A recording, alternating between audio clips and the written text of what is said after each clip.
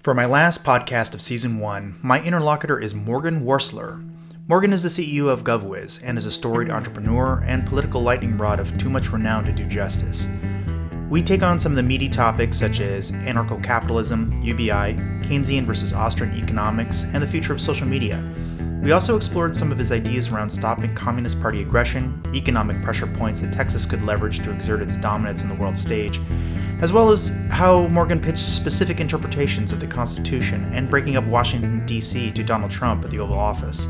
We will no doubt need to have Morgan back at some point because there's just simply too much to discuss with him, but for today, please enjoy my conversation with Morgan Warstler. Hello and welcome to the RSnake Show. Today with me, Morgan Warstler. How are you, sir? Hi, Rob. So, Morgan, you are possibly one of my favorite guests for all kinds of reasons. I've saved, let's say, the best for last here. This is the last episode of Season 1. This is the 10th episode. So, one of the things I think is interesting about you in particular is you're probably one of the most intelligent people I've run up against. All right. And that is definitely saying something. That is, I hang out with some very intelligent people, all sort of varietals, but they're very articulate. They have a lot of knowledge, but you just seem to be this wealth, this wellspring of knowledge that I just don't, I don't typically run up against. It's a different type of information that I don't get from anywhere else. Okay. Well, you should be proud of that because I think it's actually pretty remarkable. I'm online a lot. You'd think I'd see a lot, but with you, it's always sort of a wellspring of information. So I'm extremely online. So your background is in debate, political science, philosophy. You're an entrepreneur and an economist. I'm not an economist, but I'm a hobbyist. You certainly play one on TV. Yeah, I like to talk about economics quite a bit. You put the microphone right there, sir. Yeah, I know you do. But also a lot of the stuff you talk about is economics based. You spend a lot of time focused on that. And almost everything I think about is through the lens of economics. Yeah, even if it's software design or architecture or anything policy, it's all through how I think the economy actually works versus what everybody talks about. That's interesting. But your background isn't, so how did you land on that out of curiosity? Why economics and why not, moral philosophy or some other lens? You have a philosophy background, so why not that? As a college debater in high school and college, there was always this strong effort to go find cases that would be unique. And so I would drag a lot out from science fiction. And most of your really strong libertarian science fiction writers all kind of project into the future how the economics or incentives change when the technology changes. Interesting. And so I would drag anything I could from a Heinlein story into a debate round and try to make everybody think in terms of, you should be able to bank prison time, so that, why not let somebody go to prison and then come out and kill somebody, because that's better than them killing them now. And there's really no reason that you wouldn't put them away for 20 years and let the poor victim live on, and maybe the guy changes his mind or, becomes a different person or whatever. So there is a little bit of philosophy built into that. But I think about it in terms of, from an economics perspective, somebody thinks the payoff is worth X. They want to really enjoy walking away from it. And if they'll do the time first, then the incentives are aligned properly, and that would be a good policy. Mm-hmm. Okay. Everybody benefits. So I think the reason I enjoy having you as a guest, but generally in talking with you, is you force me to think differently. Okay. So I spend a lot of time, I would say that the bulk, maybe slightly more than 50% of my friends are definitely very left-leaning, like almost like anarchists. They're just like that's probably half mine. Yeah. It's a pretty sizable amount. But you it's not just that you are a Republican that is a minority of my friends. It's not just that. It's also you seem to have a totally different way of thinking about it. It's not just, states' rights and call it a day sort of thing, or, Christianity and that's it. You seem to have a very strong sense of where things are going. And I think that's pretty compelling for people to hear. Okay. I refer to my kind of thinking as digital conservatism. Okay. My whole kind of philosophy is that from an economic standpoint, everything that you think about as being free market or capitalist or conservative or pro-business or however you want to think about it, property rights, it's all premised on the atomic, meaning if I have a dirty old shoe, you don't have a dirty old shoe. And if you have a 60-inch television, I do not have that television. And that the unfortunate reality of zero sum and atoms, you either have it or I have it, is the foundation of property rights. And that the moment you can have a copy and I can have a copy, you're in Superman Bizarro world. Mm-hmm. And if you could make people, if people could copy food or copy oil, there would be riots in the streets if we said, no, you can't have as much oil and food as you want, right? And because of that, it seems clear to me that if you stand next to a digital file or a song or a piece of software or a movie or a 3D script for making an object, and you say, this is property and we're going to defend it like atoms, all you're doing is making atoms look like they're not worth as much.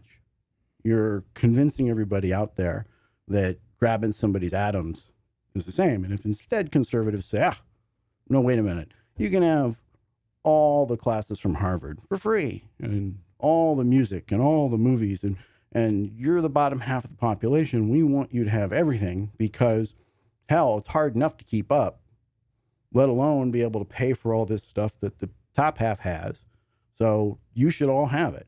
Mm-hmm. And when you do that, I think it makes atomic property far more, it valorizes it. And it lets people understand when we say, sorry, man, I can still shoot you if you try to come into my house and take my dirty old shoe.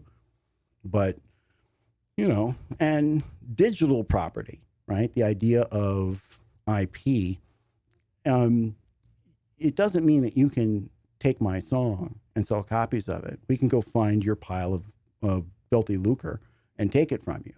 But what we can't do is build a government big enough to break all DRM and track everything that's going on in order to enforce no sharing of something that can be infinitely copied. Like you need an infinite sized government to keep something copyable from being copied. And that's not pro market. That's not small government. So you're just playing this out to the absurdity of like where could this go if someone actually wanted to make this all actually enforce all these crazy laws? Well, I was in a unique position. I came out of Hollywood and I built one of the biggest Hollywood dot bombs in 2000, right? And well, you were also involved in one that was quite successful and well known as well. Yeah, but I went through this process where I was dealing with digital content, and I went around to the studios and said, hey, I built this platform where you guys will license it from me, this tech, and it'll deliver your content to people over a 56.6 modem. And they said, oh, you're really HBO. We're not giving you any of our content. And so I had to go make content just because they didn't want to license me any when we started.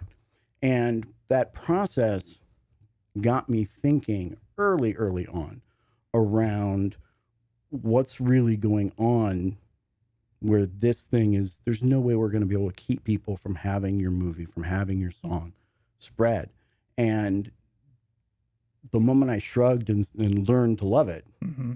I didn't lose any of my politics, or I didn't lose any of my economics. It just was a natural thing. And so I met and dealt with this with SAG and RIAA and advised them when the SAG actors literally were like renegotiating their local TV commercials. And I was like, look, these are going to be national spots. You don't realize it because they're taking these cheap commercials you did and planning on putting them out over Mark Cuban's broadcast.com and, you know, the rest of it. And so they went on strike around the subject. And then I dealt with SAG or RIAA because they were chasing Jonas and Nicholas around, who were doing Kazaa.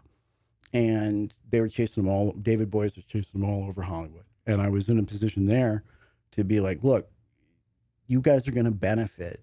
The music labels are going to benefit long term from this. You've just got to get over the music sale bit of it, because people are still going to have to spend their money on music. Meaning, if you've got to buy every album, there's a very high barrier to you becoming a fan. If you have every song, and even the tape, you know, if it's, you know, I followed the Dead, so if you have all the shows and all the clips and you know all of it, you are a fan and you haven't spent any money. And it's not real to you that you are a fan until you spend your money. And so again, quick side story. Actually, I know the guy who ran Grateful.org. So he actually had the biggest online collection of Grateful tapes people had done, bootlegs. If you're aware of that culture, yep, it's very hard when you're watching digital files, you know, move around, to not think, hey, wait a minute, there's no downside to this. And everybody's screaming, oh my God, you know, it seemed like they were literally saying, let's not feed people who we want to be hooked on our food. And it doesn't make any sense. And so early on, I kind of had this notion. I just didn't formalize it into a, hey, wait a minute, this is why, and laid it all out. And there are still people who think this is a terrible idea. Yeah, I'm sure. I mean, almost everybody. Yeah, but I mean, the world's moved quite a bit. Almost everybody who's incented to care about this problem disagrees with you.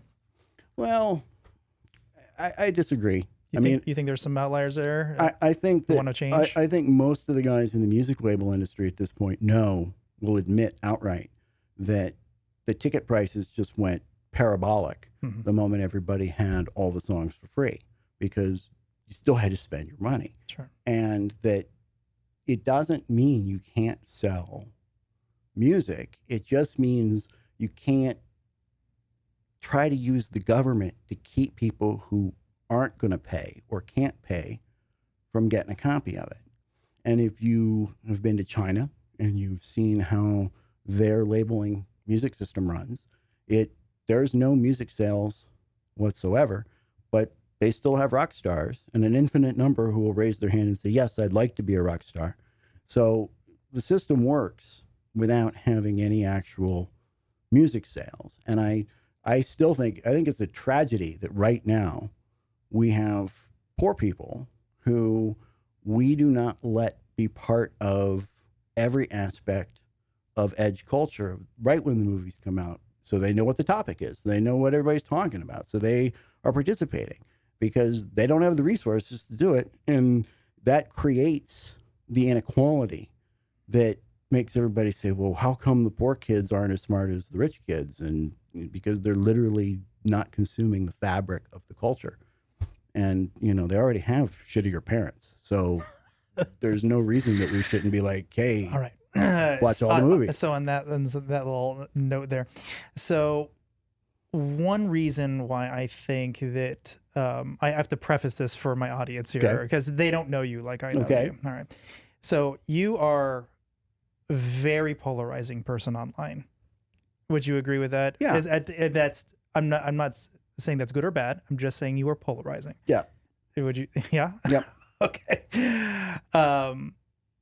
I'm also nightmare on the HOA at the condo in Florida. You know, I believe that's probably true. But part of the reason I think you being inflammatory is kind of interesting is really what this comes down to is I think you're trying to make a point. I think every single thing you send out, with exception of a few jokes where you're just poking fun at somebody, I think you're actually trying to make a point. I think this trolling that you're doing, I think you're doing something intentionally. Am I wrong? Is that how you see it? I mean, because if anyone's going to follow you online, they're going to very quickly see there's a parade of very pointed, snarky, funny, but also sometimes quite serious. But everything has got an edge to it. Yeah, and wit should hurt.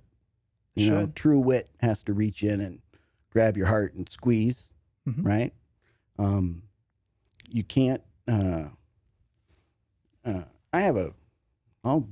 got a little thing I can promote. Sure. I got a dead great aunt named Dawn Powell, who, when I grew up, she was, all of her novels, about half of them were about a girl who leaves, or a guy who leaves a small town in Ohio and moves to the big city in order to make their way in fashion or art or music or whatever.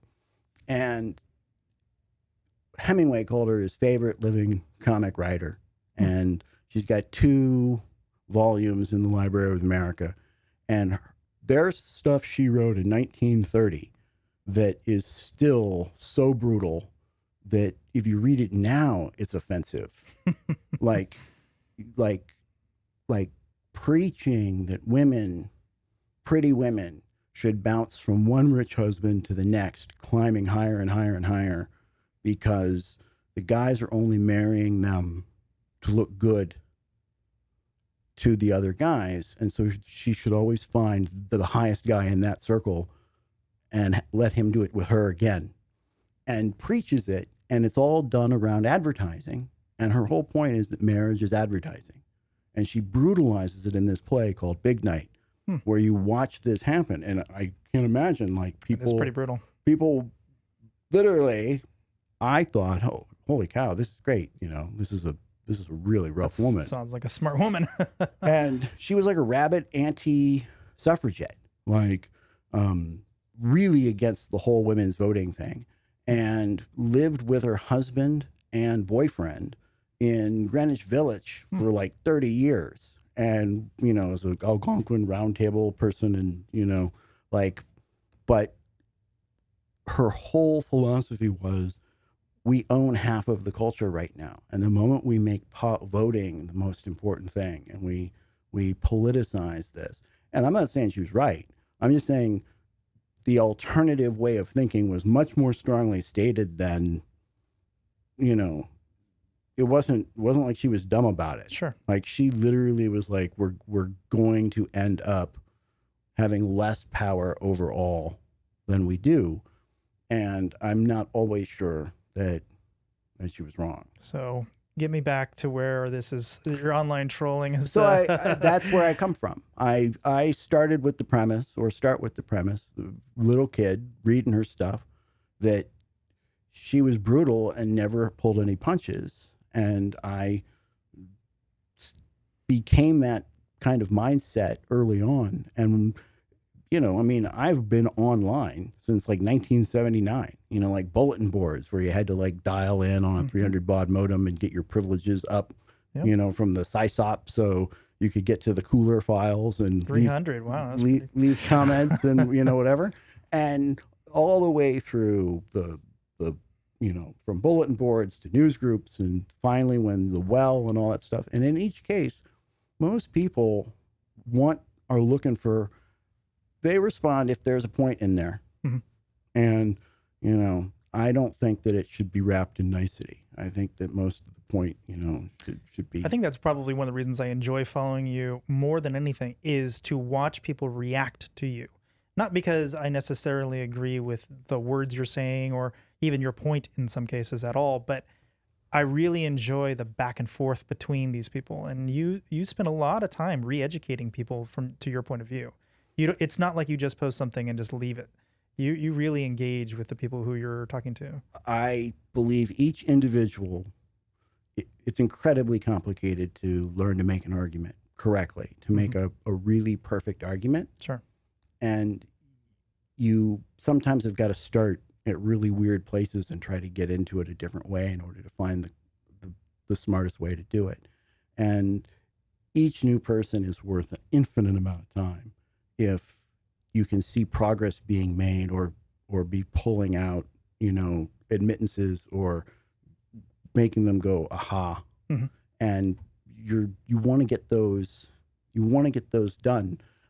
Eventually an AI is going to be able to figure out how to do this. And, But in a couple of cases, you've been dead on, absolutely dead on. And I was tracking, one was a bet you made about the amount of COVID deaths in Austin. I forget, somebody was betting you that they would write a 1,000-word essay or something if, and it was like by October, whenever it was or whatever. So I put it on my calendar to go back and check the numbers just so I could see what would happen.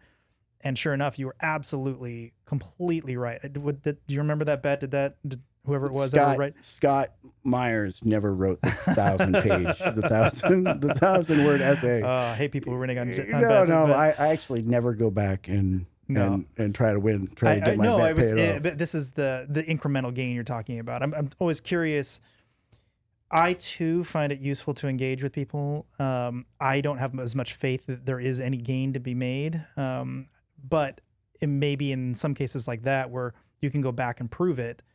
Like I had a very similar bet with somebody about Huawei, and someone said, "Oh, Huawei," with this art analyst at Gartner said that, no one's even going to remember the fact that they were somehow involved with the Chinese military. It's a couple years down the road, no one's even remember any of that. And I'm like, oh, well, first of all, you're not right at all, but whatever. So I took a bet. It was just a $1 bet. 3 years to the day later, United States announced sanctions against them. I'm like, and good. I would like my $1, and he's never going to pay me. But I do think that he had to spend a lot of time writing that 20 paragraphs back to me, explaining why I was still wrong and he was still right somehow. And cognitive dissonance is a really hard. It's the only way to make somebody change their mind, and you have to create so much of it in their brain that they actually flip, right? And, this is a little side thing. I mean, I don't know if it's the easiest way to think about it, but it's why it's such a stupid thing to talk about whether somebody's gay because of nature or nurture, because it's nurture, but you'd have to go back so many decisions that were made so early on in the formation of a neural network to figure out what the hell happened, that if you wanted to reprogram someone, I mean, if you take me and drop me in a men's prison for 10 years, the stats say I will think men are hot. My brain will finally be like, you just gotta, they're hot. And I'll be like, oh, dude, check that dude out. And so, but that process it's like relearning to walk after a stroke. And we're not going to do that can't pray that away. Well, they did it with Biden. So I just mean mentally getting someone to switch their mind is literally more like getting them to like the opposite of wherever their head is sexually. I mean, they're not, it's deeper than. All right, let's move on from this one. Okay. We're going to spend too much time there if we do this one. But it is actually kind of a nice segue because I think you value education of the masses. I think it's a lot. Yeah, I think you do. Probably more even than I do, even though I work in areas where people spend a lot of time building botnets to educate people in whatever way they want. But you actually used to write for Breitbart. Yep. Once upon a time. So I actually don't know how that all happened. Can you shed some light? Because you actually met Andrew Breitbart and. I used to sit with Andy at a bar in Venice while he did the Drudge Report. Mm-hmm. This was 2001, 2002. And I mean, I was buddies with him. We had met, actually, if you go back to the very first time Drudge was on book notes with Brian Lamb on C-SPAN in like 97. Caller out of Hollywood at, I'm literally awake at like 5 a.m. in order to call in and watch this. I used to always watch C-SPAN. Mm-hmm. And I'm like the caller who says, you have no idea who you're talking to, Brian Lamb. This is Matt Drudge. And, if you're a junkie out there, you can just get a web TV at this point and know more about what's going on in the news than most of the people who are making the news at this point. And Sad commentary. but I was fascinated. And so Drew was Huffington's, Ariana's personal assistant. And I had pitched, I met Frank Luntz in 94 when he was doing the polling work with Newt Gingrich for the Contract with America. And I was at a junk mail firm, and they were like, find something that you can generate new money with. And so I went and kind of got into the polling of words and phrases talking to Luntz and said, look, I set up this thing with the RNC where it was called The Right Word. And it was going to be Luntz's polling on a monthly basis on 10 subjects where all the different words and phrases, family values, value of families, boom, boom, boom, were tested. Mm-hmm. And it was just going to be a diskette that accrued more and more for a find replace thing, so that everybody in the party would be required to always use the exact same phrase and no deviation. If you have to say it 15 times in every speech, that's what you do. And we're all going to talk in the exact same whatever. And Huffington was the editor who was brought on. Mm-hmm. And it was going to be like $300 a year. And the New York Times on a Sunday came out with this article calling Frank Luntz a brainwasher, that doing this crazy thing was brainwashing. And he had to hightail it. He disappeared from American politics and had to go to the foreign markets and live there for 4 or 5 years because of his brainwashing, which is now standard procedure, literally you can find out what the, NPCs are all repeating over and over and over now on Twitter. And it's whatever the poll tested phrase is. And, it is what it is. So I came out of that. Drudge, I met Breitbart, and I watched him do Drudge, saw how it was done, and it was very interesting. I mean, in fact, we have had an opportunity to try to push, or at least I knew a friend of ours was going to be meeting Elon, and I wanted to last week, and I wanted to say, hey, this is what I'd do with Twitter if you were going to, ever think about it. Mm-hmm. But it came out of that conversation, what I learned with Andy, which was he sat at a bar and would read all of the news wires, just the headlines with the article text, but they had to link from Drudge to an actual site. And so all of the articles from Agence Presse or from the AP or whatever, they have to go out as syndicated to this site or myway.com or the Kant repository or whatever it was. And early on, I was like, hey, why don't we just license all of your bundles from the AP? And they said, oh, you're going to get all of the content. Don't worry, you'll have everything. And I was like, no, I want every article. And they were, oh, we won't do that. We won't do that at all. And the reason is because the AP's model is premised on you have to, if all the articles are one place, no one's ever going to go to place number 2. And I was like, wait a minute, this is what's wrong with the internet. Meaning all of the articles, all of them should be, the movie that's just out everywhere, everything, all at once. So it doesn't matter what link I click, I go to the Kant repository and I read the article there with everybody else who wants to read it at the Kant repository. And resolving that master link down to my local readership is no big deal. And it would save local newspapers because the eyeballs and the classified traffic and everything would all be there. Right. And I thought, oh, this is genius. I'm going to tell the AP, they'll put themselves out of business and they'll save all the papers. And the AP's attitude was like, no, we're not going to do that. But that's what Twitter ought to be doing as well, in my opinion. Meaning Twitter should be, the back end should be publicly funded, but the front end should be, I get my Twitter at the New York Times or NPR or Breitbart or NRA or Guns and Ammo or whatever it is that animates me, and their content should be able to integrate with it. And they should be able to block whoever the hell they want and create whatever kind of space based upon their publishing instincts at the publisher site. But the back end that should be publicly financed, public hosting, not government running it, but public hosting. And nobody should be able to, that's like your mailbox. It's like, some kind of service that is a must have. And I think that between those, that kind of model, Twitter becomes a lot more valuable. So, so you had met Andy, Yep. and at some point he decided that Morgan Warstler should start writing for him. Like, how did that happen? Yeah, he skipped over some steps here. Breitbart said, Morgan, you gotta write. You're gonna cover tech for me. And I said, I don't really cover technology. I just have a few notions about how conservatives should deal with tech. And so I said, yeah, I'll do it. And I wrote them all out. And it took me about 6 months. And I had done all of the ideas that I thought were important. Mm-hmm. And I think that, and the topics are basically that we should replace the government with software so we can have a bigger welfare basket and no public employees. And that we should give away all the content. Anything digital should be available to the people of the bottom half.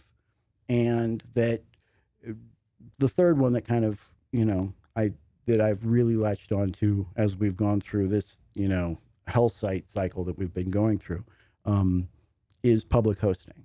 And those ideas I fleshed out literally drinking with Breitbart, for years and years and years.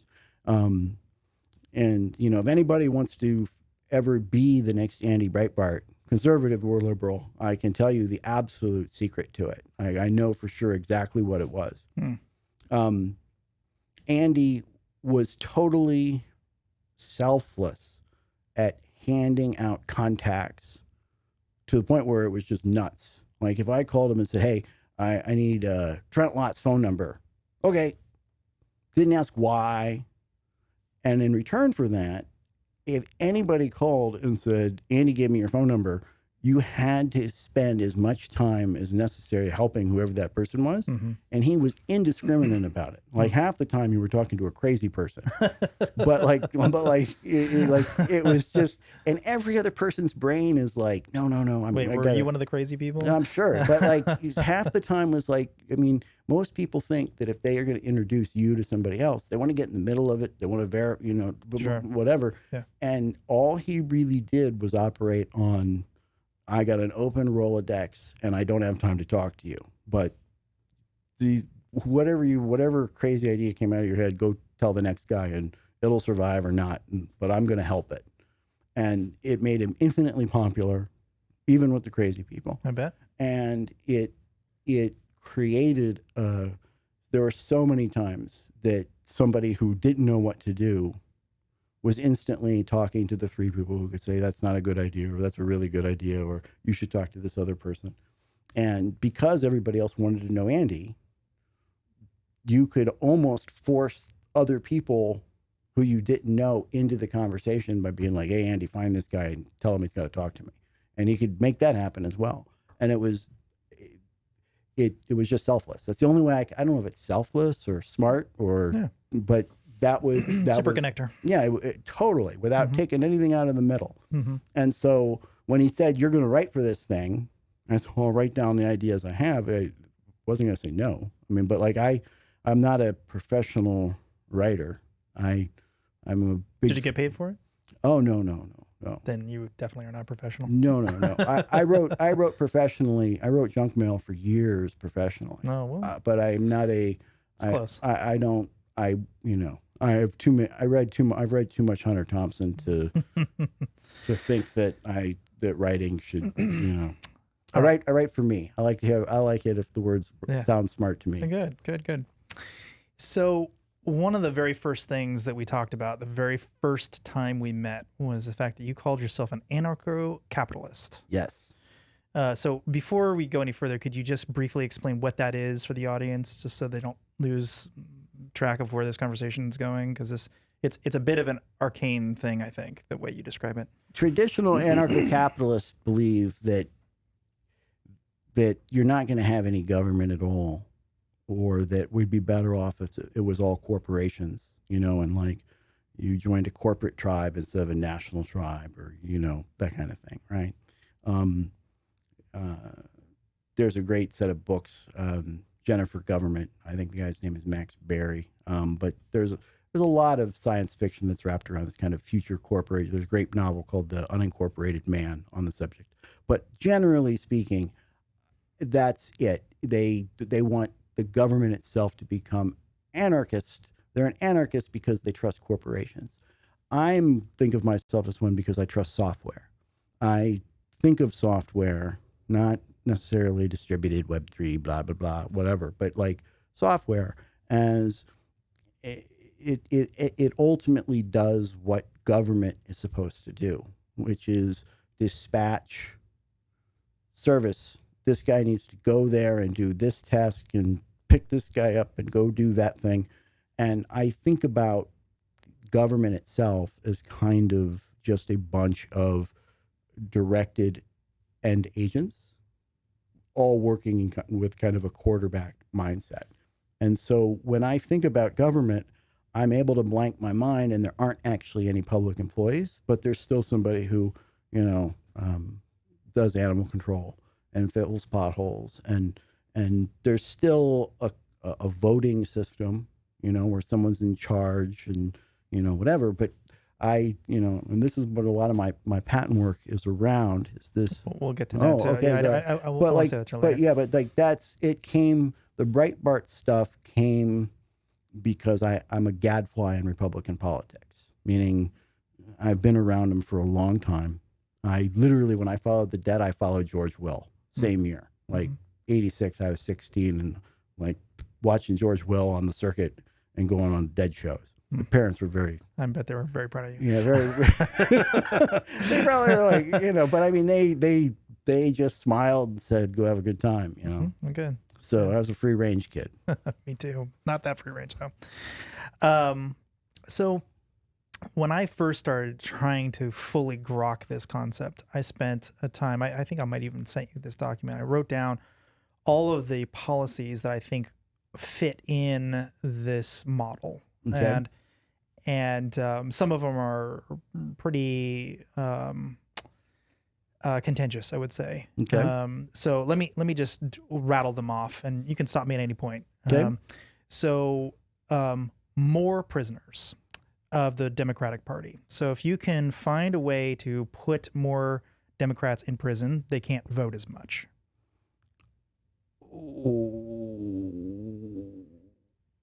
I'm not real concerned about whether they vote or not. But if less Democrats are voting, then you're more likely to get Republicans elected. I generally do not want prisoners to vote. I think we should take it away from them. And I think that the only kind of things people should be in prison for are violent acts, right? Okay. And I'm a brutalist, meaning I want the government to be small enough. I'd rather have it have brutal action that's sometimes not perfectly just. Meaning we could take like the OJ trial, right? We could have taken the entire national GDP and just focused on that one trial. And every single person would have had some part of the economy just around figuring out that one trial, right? And we didn't do that. I mean, we felt like we did, but we employed a lot of people for whatever, but it was still a very small part of our GDP. I think about it just that way, meaning there's a lot of stuff where we can only get as much justice as we can afford, right? And okay. You go back to Kate. That's fair enough. And so I oftentimes start with what's the least amount we have to spend to where we're getting that 80% Pareto kind of response. Yes. Where we spend the 20, and that's good enough. And that means there's a lot of things you shouldn't try people for, right? It means you probably shouldn't have the death penalty unless you have DNA. It just means be short. And if you can't write the law down in a page, I get very nervous about it. So, well, me too. But also the idea of that and the following things I'm going to be talking about here is not so much whether your personal ethics are involved in it, but more about how does somebody who is a brutalist, not necessarily about any individual law, but about getting the capitalist. Okay, here's the thing: you get the opportunity. You can vote one way, you can vote the other way. We sort of are. We don't really have a middle party in the United States. You have to choose. So if you have to choose, which one are you going to choose? And if you choose the right wing at all costs, and you're just like, okay, that's my team, I'm going that direction.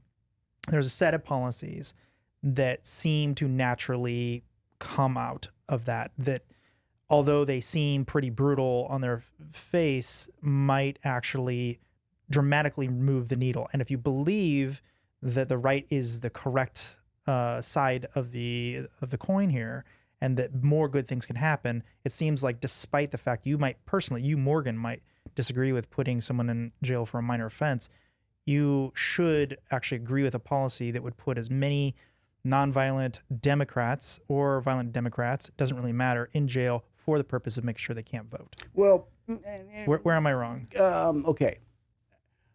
I want to make one caveat, because Sure. I'm going to agree with the sentence, Sure. but only in the weirdest possible way. Okay.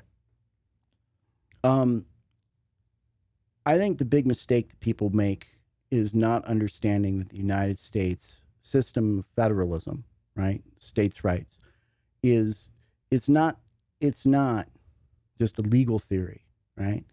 It's fundamentally what it does is it has kept the talent, right? And you can think about it as like the brutal, evil Ayn Randian talent, or just everybody who doesn't have a lot of money but they got a brain on their head. It has kept the talent in the United States in charge for 250 years versus capital, which is yesterday's talent. The goons, we don't have as many goons now as we used to, and the bureaucrats, and we have a ton of those now, right? Many of the goons have been replaced by bureaucrats. Sure. And bureaucrats love to get together with capital and try to be in charge of the talent. And in the United States, the talent just picks up and moves to whichever state kisses their ass best. And if one of the things I always try to get people to look at is a video on YouTube of the population of the states over the past 250 years growing, and kind of, they're all growing slowly, but some get out in front and then slide back and forth. And you can see exactly what's going to happen next in the United States and predict it throughout our history by which states are being bum rushed and which states are being fled, right? Mm-hmm. And so right now, everybody who visualizes that somehow the United States is going to kick the shit out of the CCP, or that we've got real problems, capitalism is falling apart, or blah, all the other junk, they're all starting with the premise that somehow what's happening in California is what the United States is going to do. And that's not going to happen. It's never happened like that. California is being fled by all the talent. New York is being fled by all the talent. So if you want to see what's next for the United States, well, it's what Texas and Florida do. Like, we're taking over. And when our bureaucrats or capital kind of 20 years from now, 30 years from now, start to try to seize the power, like they did when the Tylenol in the 60s and 70s moved to California, and Reagan came out of then, he's our DeSantis, Sure. And that eventually they chase the talent away. And all it means is that California lost the conch. They no longer speak for what America is or what America will be. And anybody who's pretending otherwise can't point to any moment in American history where that's ever happened, because the talent just picks up and moves and goes where it gets its ass kissed.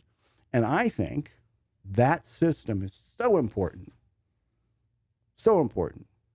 that if Kentucky said, we're going to criminalize all kinds of speech that is within our state, I'd probably be like, good. Not good that you're doing it, but good that you can do it.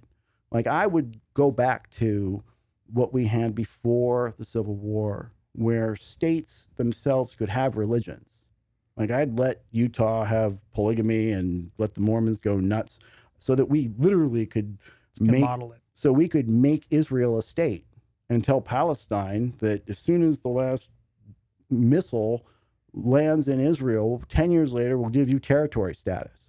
And you can have your state-based religion, and we're not going to take it from you.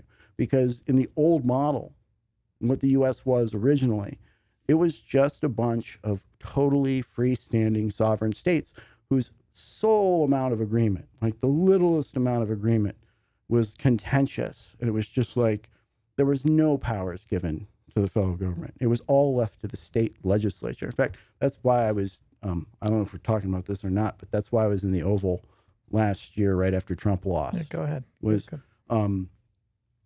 literally, people do not understand Article 2, Section 1 of the U.S. Constitution says in one sentence, state legislatures effectively choose who gets the electors for president, meaning they choose who that state's voting for.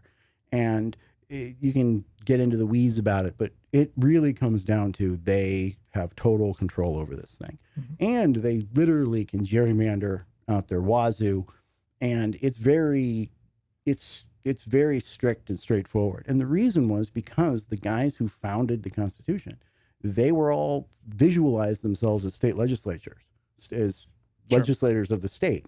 And the only thing they were concerned about was making sure that they kept their, there were 11 states showed up, plus the big one, Virginia, so 12. I think Rhode Island stayed home. They wouldn't even show. And they came up with this system, which was, look, if we're going to have a president, well, we got to pick that guy. And we got to pick who the senators are, too. And those two who we picked, they'll pick the SCOTUS. So we'll be in charge of all of that. And then, well, the House, that's the common man's thing. And they have the power of the purse. So our guys, our citizens who are going to pay those taxes or, whatever, are going to be responsible for the bills that they incur. They're going to have to be able to vote for that one thing. So in the U.S. system, when you get down to brass tacks, it was all set up so that people only got to vote for their House rep, and everything else was left up to the state legislator. And so I showed up and told this to Trump. I said, look, I want you to break up, tell everybody that that you want the state legislators to pick you, even though don't even get into the crimes that you think happened. Just say you can pick anybody you want. And if you pick me, I'm going to break up Washington, D.C., and I'll give you the Department of Justice, and that's 80,000 six-figure jobs, Ohio or Pennsylvania, and I'll split up all these departments amongst the 38 red and purple states, and we'll have a virtualized federal government. It's literally, Washington, D.C. is 100 Amazon HQs. It's 1.5 million six-figure jobs and no Democrat in Florida or Atlanta, or Georgia is going to vote to not steal all the jobs from HHS. They're not that good of a Democrat. They want those jobs. All right. So Morgan, bring me back. Okay. So I operate on the premise that a federated digital system, a federal system, is so important that you've got to let the states do crazier stuff.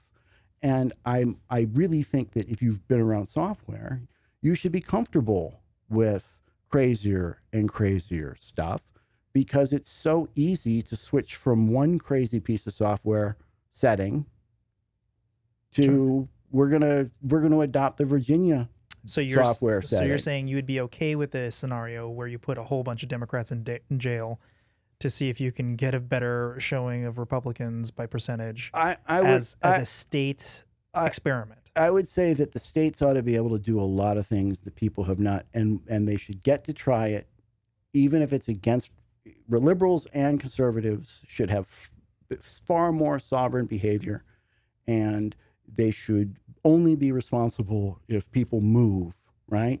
If everybody flees, if they can't make it work, that's the proof that it doesn't work. And I think about iterated government like software, meaning that you should, in junk mail or in internet development, you A/B test everything. You try every stupid idea you can think of. And all of the policy wonks, who think of themselves as real good policy thinkers, they'd be much happier in a system where all they had to do was get one town to try their crazy plan for, Sure. Everybody has to have a cat or, or whatever it is, because they wouldn't be trying to take old data and make a case for a plan. They just try it. All you got to do is find one crazy place to try your crazy thing and see if it works. And so I'm not saying we should throw them in jail, but I am not going to, I start with the premise of how much do I want to stop things from happening? And I don't want to stop a lot of things from happening. Okay. That was a very long way to get to there, Okay. but all right. Well, you're telling me I'm going to put all the Democrats in jail. No, I didn't say you're going to do that. I can tell, I can see how they would say he's in favor of putting him in jail. And No, that's actually not. So I'm glad you made that clear. I'm actually not accusing you of doing that, but more like these seem to be the kinds of policies that if one were to take a hardline approach to this. You'll be right on most of these because you shouldn't stop crazy. Okay. Is my thing. Okay. It's like all right. You shouldn't stop crazy. So targeting economics of women because women voters tend to be Democrat. Yeah, I would target, and I'd do the same with men too. But men are not more. I think I would not, again, I think that there's a lot. This is a hard line. This isn't your personal ethics. No, well, again, I would allow if a state said, I don't want to be a state, or I'll join and be a United State, but we have really strict rules about women voting, or we're Amazonians and we don't want men to be able to blah, blah, blah, blah, blah. My attitude would be more about, let's get them in.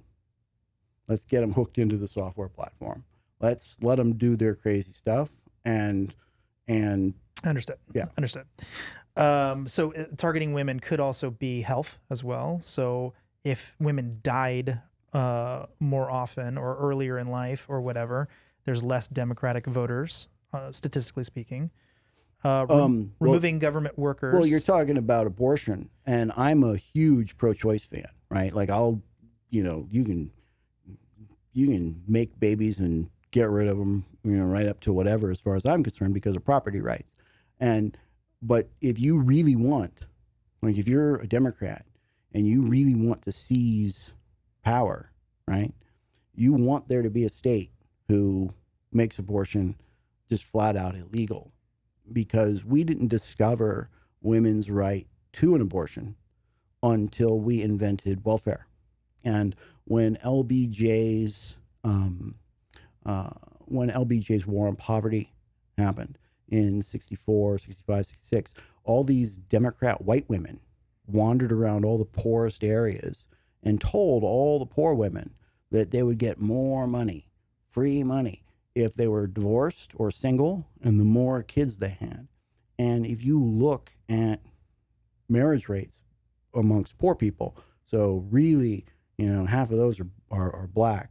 So, and most of the blacks at the time were poor. You look at the marriage rates, it goes from 60, 70%. There were more black married families than white married families.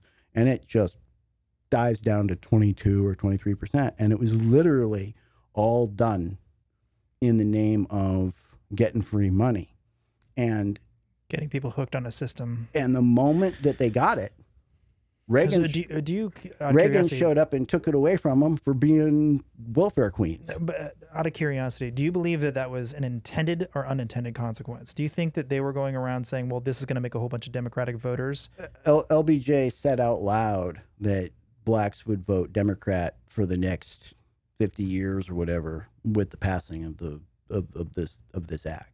And it was very much wrapped around. Yeah, but do you think that he did it with the intention that black people might get some benefit from it and therefore they'll like us, or this will impoverish them and make them more wary of any policies that don't give them free handouts?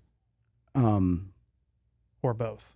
I think that he was handing out free money in order to buy votes. Okay. It was just... So it wasn't. So this marriage thing was an unintended consequence, you think? Oh, but the second one was that by 1967, Colorado says, "Holy cow, we have all this explosion in welfare rolls, and we got all these we got these babies we got to take care of." And they looked around and discovered that women had a right to choice, and it took off like wildfire. Like Colorado did it first, and they passed those laws faster than gay rights just happened in the United States, and that was with the internet.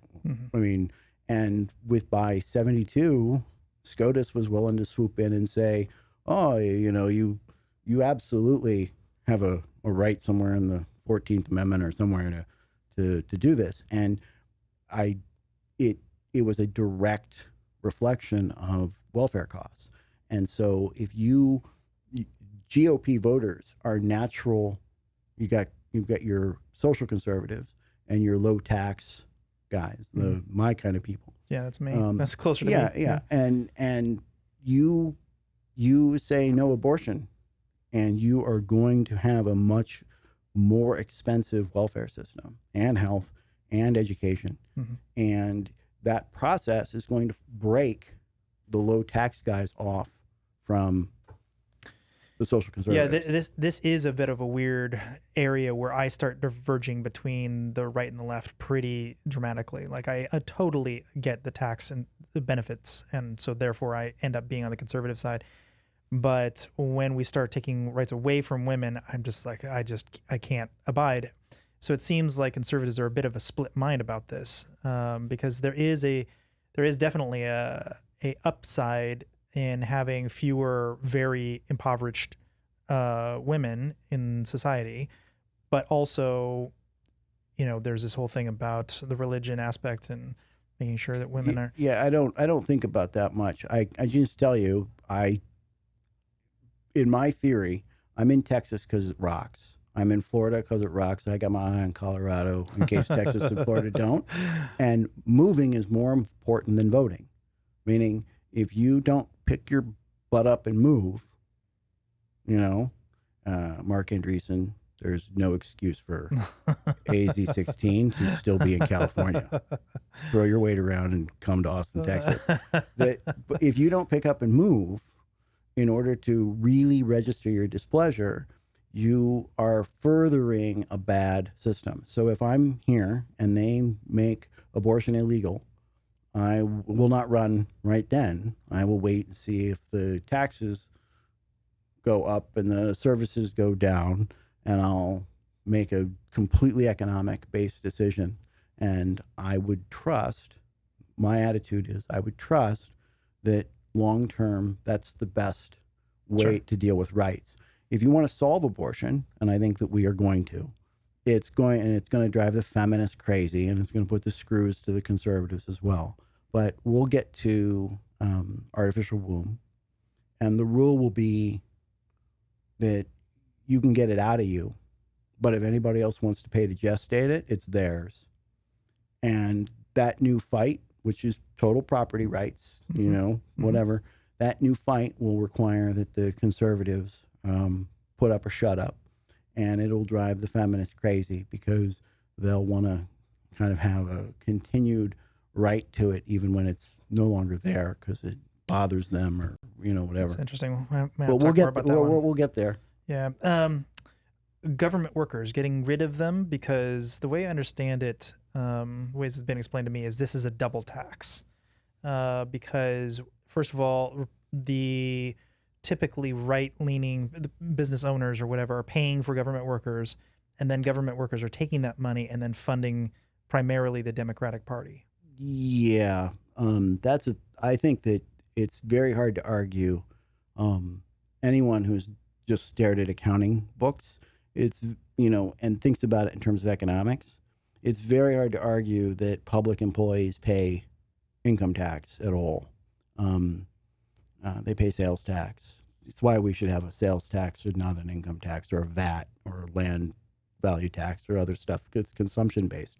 But it's very hard to argue that they're actually, because they're just, all we're doing is negotiating how much money they're going to have and then pretending that extra amount was paid and it just stays in the same account. And the same thing happens with union dues.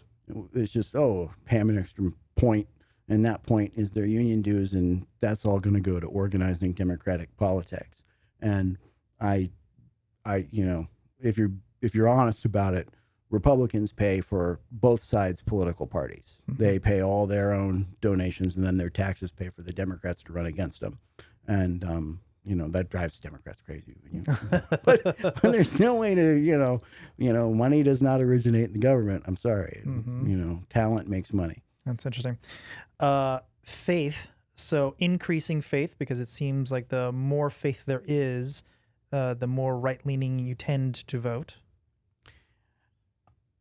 With abortion, there's a chick, there's a Bruning gal out there, Elizabeth Bruning, who's really pushing hard on the Catholic justice, social justice kind of side. Mm-hmm. I wouldn't be surprised to see a much bigger split down the line there in the near future. Sure. Because you could see the church folks being like, I don't care how much the welfare system costs or how big the taxes have to be in order to keep all those babies alive. And, God bless them. If it works out, I'll move back. But I just, generally speaking, I am not a big believer that there shouldn't be any costs to birthing children, meaning like the process of, if it were up to me, right, I would set it so that if you have 3 kids, you don't pay any income taxes until you make $100,000, and at 4 you 150, and at 5 200, and at 6, and like take the people who we want to have a lot of kids and make it so they can really have litters of them, and because they do a much better job of raising children. And again, I'm not statistically speaking an incredibly good job of raising children, and what I'm saying is not it's not that screw poor people. There's a way to make it so that we fix very, very quickly the welfare system so that young men are marriage material again. Basically, if you're a poor single woman in the United States and you have a boy, the chances of him being worth marrying, it's like 1 out of 5 of them is worthy to be married. And their girls will do okay. They only have like a 20% lifetime earnings fall off, but their boys just go right off the cliff. And that creates the cycle of poverty because all of these girls, you can't ask them to marry a bunch of guys who are totally worthless. And we need a system that grabs those boys at 14 and gives them full-time summer work and has them working as apprentices and underneath guys in male-dominated industries, and where they're surrounded by toxic males who actually know how to plumb and weld and fix cars and earn a living. Because if you take a kid, a boy who's 18, and you want to double, he's low skill, blue collar, you want to double his lifetime earnings, get him married and give him a kid. Doubles his lifetime earnings.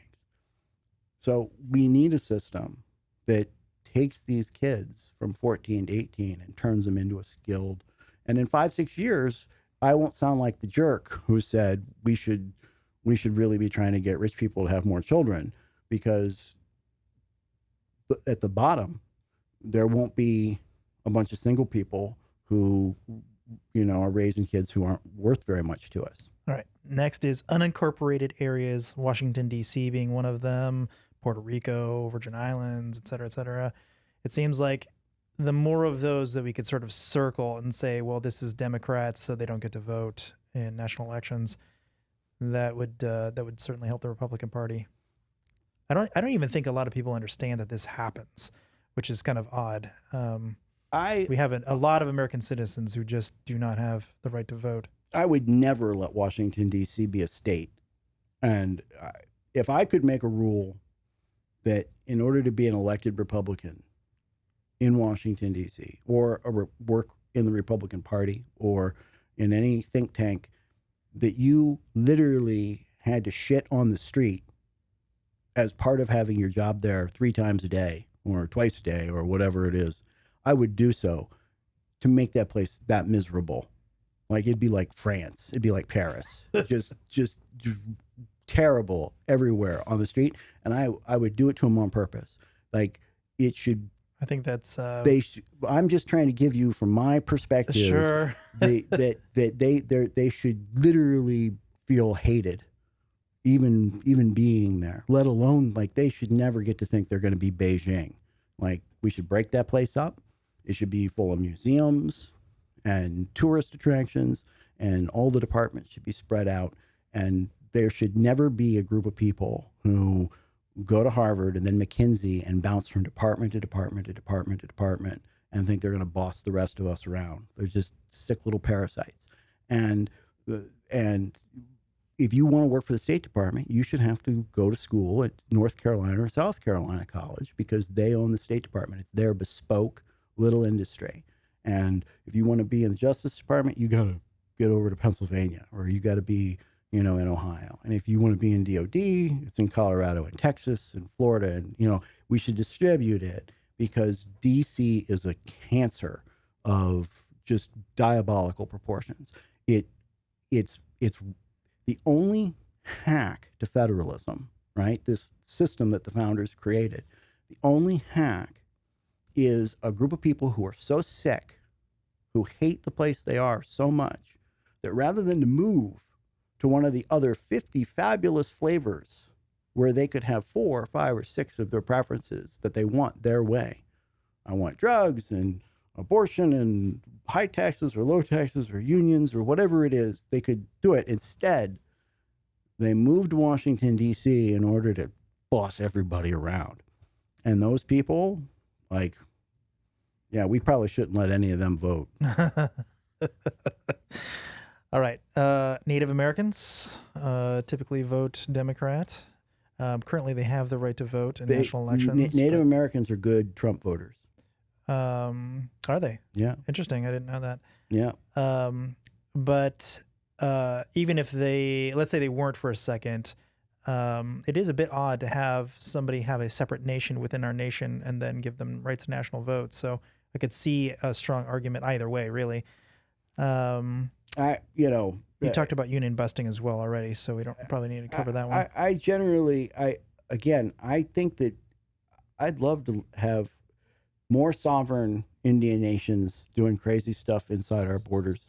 I want to A/B test everything. Sure. It's just, I think that it behooves us to move everybody to a software platform that's more like Amazon, with 300,000 different resellers who have some controls over how they present or do things.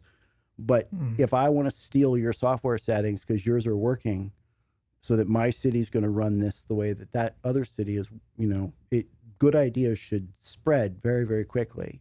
It's just a few changes in a few bits in the software. It's kind of how I think about it. So I'm with you, but I'm with you on the premise that we're eventually going to end up in a software-based government system. Yeah, I think more where this is all going, and there's a handful of others, but we can skip over it. I think where this is all going is that there seems to be a set of policies that you could bespoke craft these policies to be as hard and as unforgiving as possible in either direction. So where I'm really going with this is, okay, so if that's what one side looks like, what do you see the other side doing? If that's the very hard right, let's say, and I want absolutely guarantee that I'm going to have a Republican nominee get all the way to the White House over and over and over again because these policies have been met. What is the flip side of that? What are the opposing policies look like?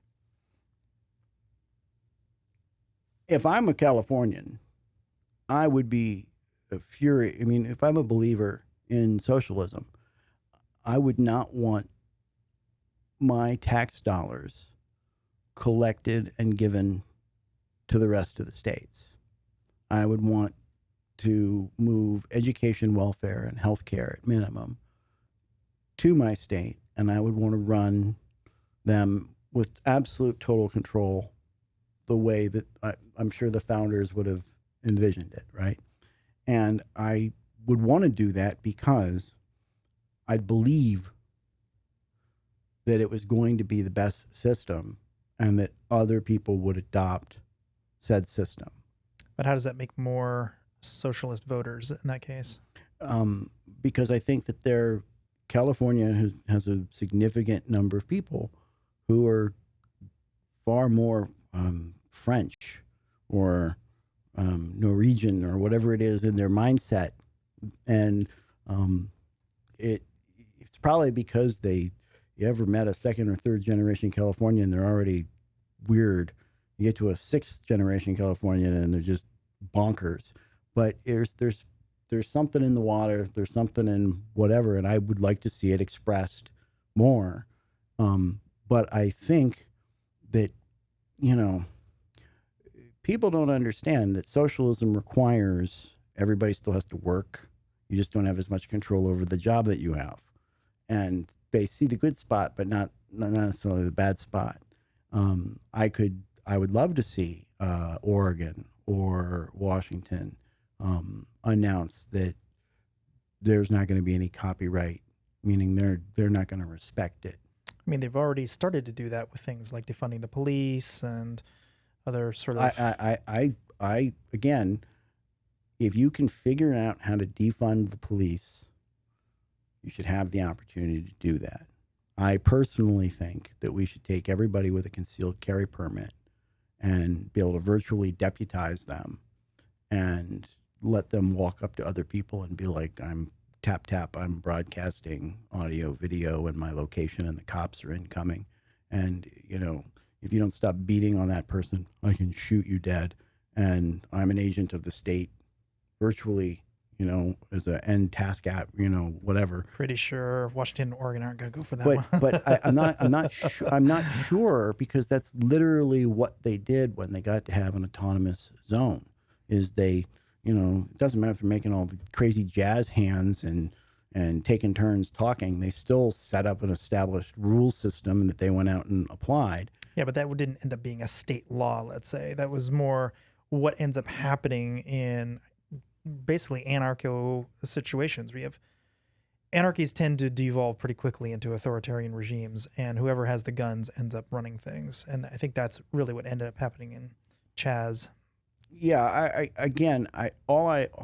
I just believe it's just like free speech. I'm a policy maximalist. I want people to be able to try and have far more controls the way the founders originally conceptualized it, right? Mm-hmm. And that I think there's a lot of value in letting people try their crazy things. And part of the reason, again, and this is just a basic from what I think is very important in education.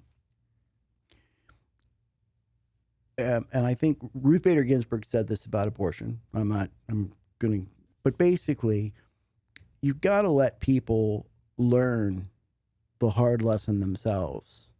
You can't jump them to the back of the book and give them the answer that they're going to eventually get and expect that there's going to be a cultural, institutional knowledge about why we had to have abortion be legal. Like, just let the states get to the point where they're bankrupt and they'll figure it out themselves and everybody will come to that conclusion. And I think that was a far better way. Let kids. So maybe I already know the answer to this. If there was one piece of legislation you could put in place that you think would have the maximal amount of effect for improving Republican turnout or decreasing Democratic turnout or improving policy in general, is it just stronger states' rights? Is that what you go for? I want to replace the government with software. Meaning I believe and have spent years writing code and IP on it, but I believe that we're very close to states adopting software-based frameworks for running the government. And that the moment you do that, you start to think about it like, here's an example. Right now, the Democrats think that they're letting on just all the illegals are charging in, right? And they think, oh my God, we're just filling it up, and they're giggling their heads off about it, right? The reality is that DeSantis is going to come in, and you're going to end up with a biometric guest worker visa, which is a mobile app that allows me, the employer, to go, oh, picture, tap, tap. And Robert, the illegal, is now legal for 6 months. And he's got to present at a port of exit and get scanned. And if he doesn't, he's not legal to work in the United States. And he can come back in 2 months.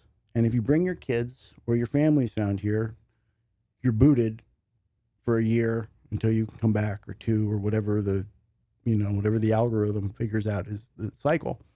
And you will align the employers who all suddenly have an endless supply of low-cost labor. They're already set up for short-term labor for people who come in and go. So their interests will suddenly be aligned with low-skill natives who are most concerned, not about jobs, but about sharing the welfare basket, not welfare payments, but how many people are in the waiting room, the doctor's office, and the Medicaid office? How many are in the way at the government, trying to get their SNAP figured out? How many are in the classroom who don't speak English? And all of those concerns that low-skilled natives have, they're angry about that piece of it. And it will align with the interests of employers. And it's just a piece of software that everybody knows how it works. And you can close your eyes. And the more that you say, aha, we're winning, all of them are coming, you're just shortening the amount of time until we do biometric guest worker visa. So it's going to happen, meaning it is the end. Software takes over the world, right? Software eats the world. Yeah. So once upon a time, we were talking about why there can't be anarcho-socialism. I thought this was kind of interesting. Do you spend just like a minute explaining why there can't be such a thing, like why such a thing just doesn't actually make sense? Well, labor has to be done by somebody, right? Like, doesn't matter what you do. A human, right? There's got to be some labor done. And that guy's an end agent. And if you just think about government, right? Fill out this thing in triplicate, and then it goes to that guy, and he stamps it, and boom, boom, boom, boom, boom. At the end of the day, that's just a bunch of people who are task rabbits, because you can atomize the process.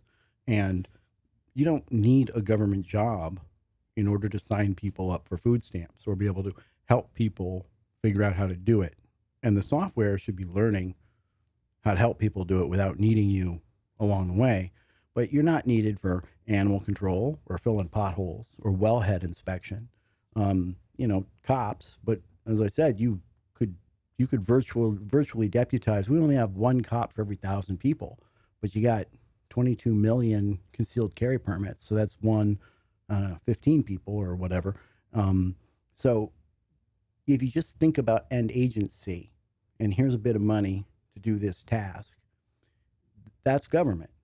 Because if the money comes from the tax collection authority or the money printing authority, then you are doing a government job, even if you're doing it on a 1099, right? So the reason you can't have both a socialist and someone who's an anarchist at the same time is socialist requires the government and anarchy requires there is no government. Yeah, I think that socialism breaks down when nobody actually gets a government paycheck to control labor, meaning they no longer, I'm the foreman and tell you I run the factory, right? And I don't, it's hard to think about socialism where government has a very big welfare basket. Your app gives you, the small business you're working for pays you $100 and you're a 16-year-old kid, and the government's giving you $200, and you're getting $300 every week all summer long for working for this guy who's a welder, and you're 14, so of course you're going to do it. That process, right, of is it a government job? Well, no. I mean, government put up the money or a big chunk of the money, but they were going to spend it on welfare anyway. It was going to go into Medicaid and this, that, and the other bucket, and you're generating more labor, but it's a government job.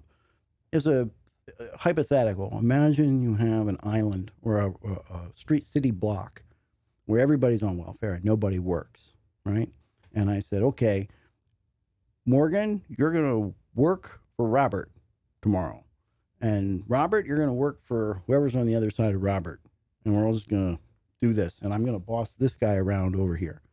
You've literally, for the welfare payment, you have increased consumption, but because you didn't turn it into a private sector job, you've just not counted it as GDP.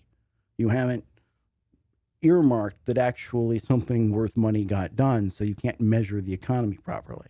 Like, that's all, but you've literally created work and a job and a government job, and the moment that the software just turns the corner and says, okay, you're getting 200 from this guy and 50, the moment that that occurs, I don't know how you define a government job versus I'm working as a wage subsidy job. So socialism doesn't make sense to me if you want to count the economic, if you want to count the economics of it, right? Like how do you, but the government's literally the software.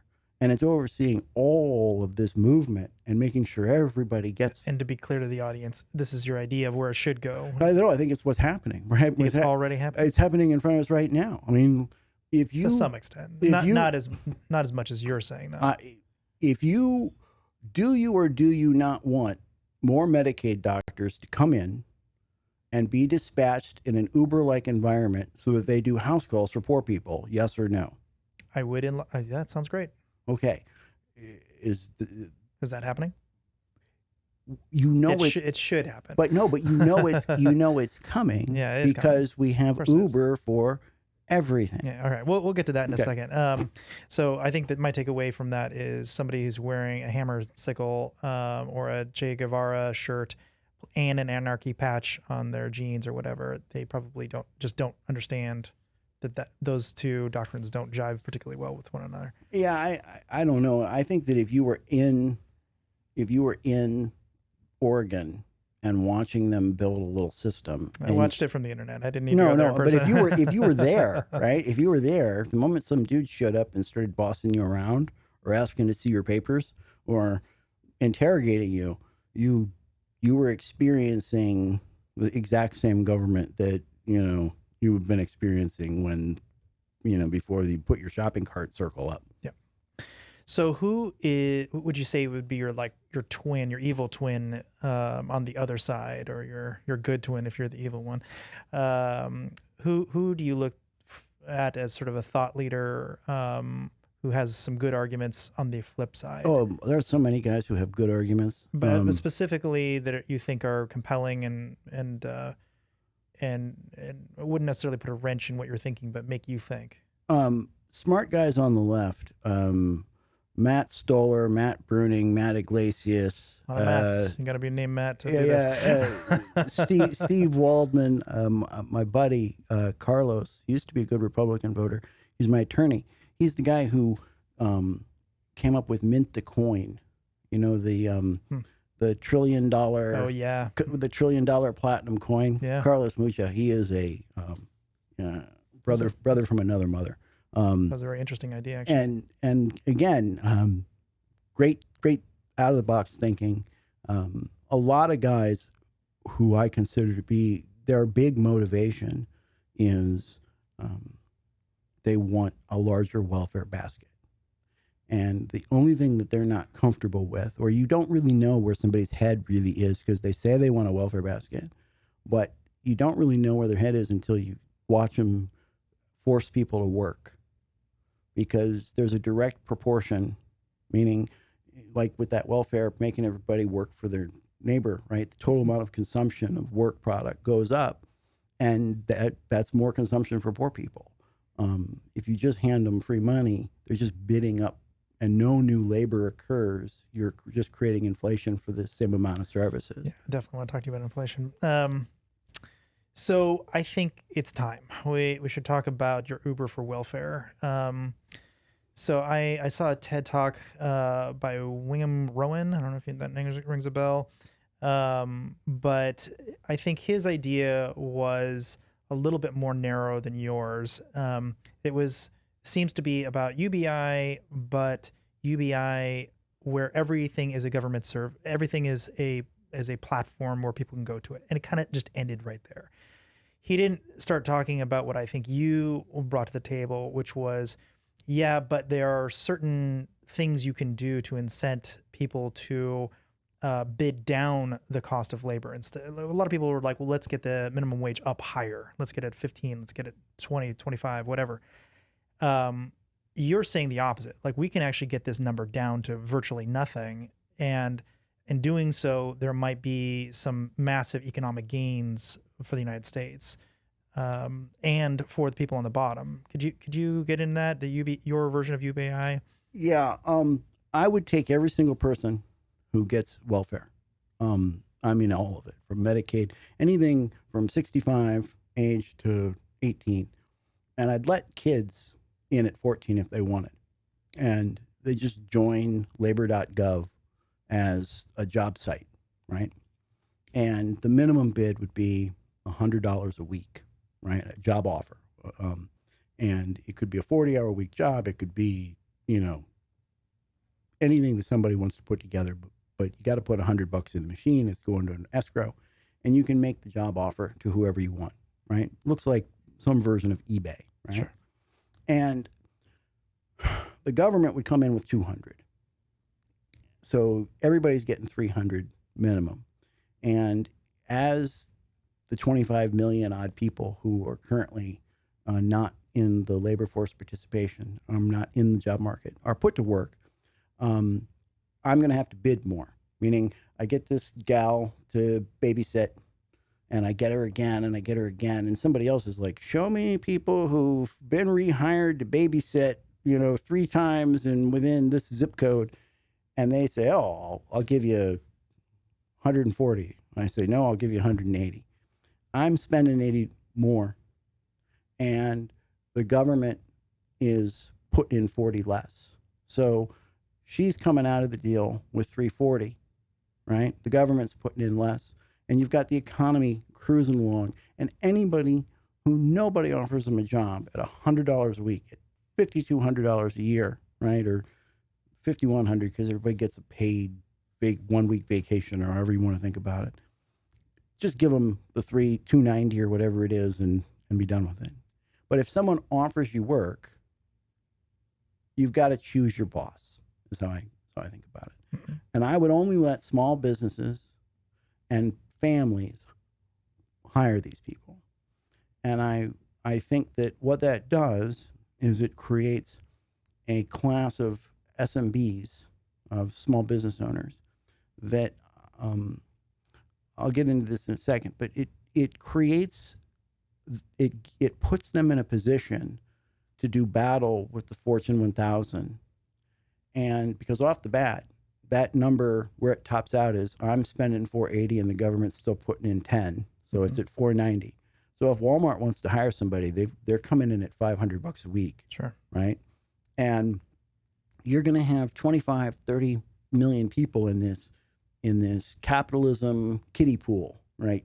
Training wheels, kind of shallow end of the pool. It's giving them a resume. It's giving them something to talk about and experience. And I refer to this, when you flip it over, I refer to this as libertarian slave reparations.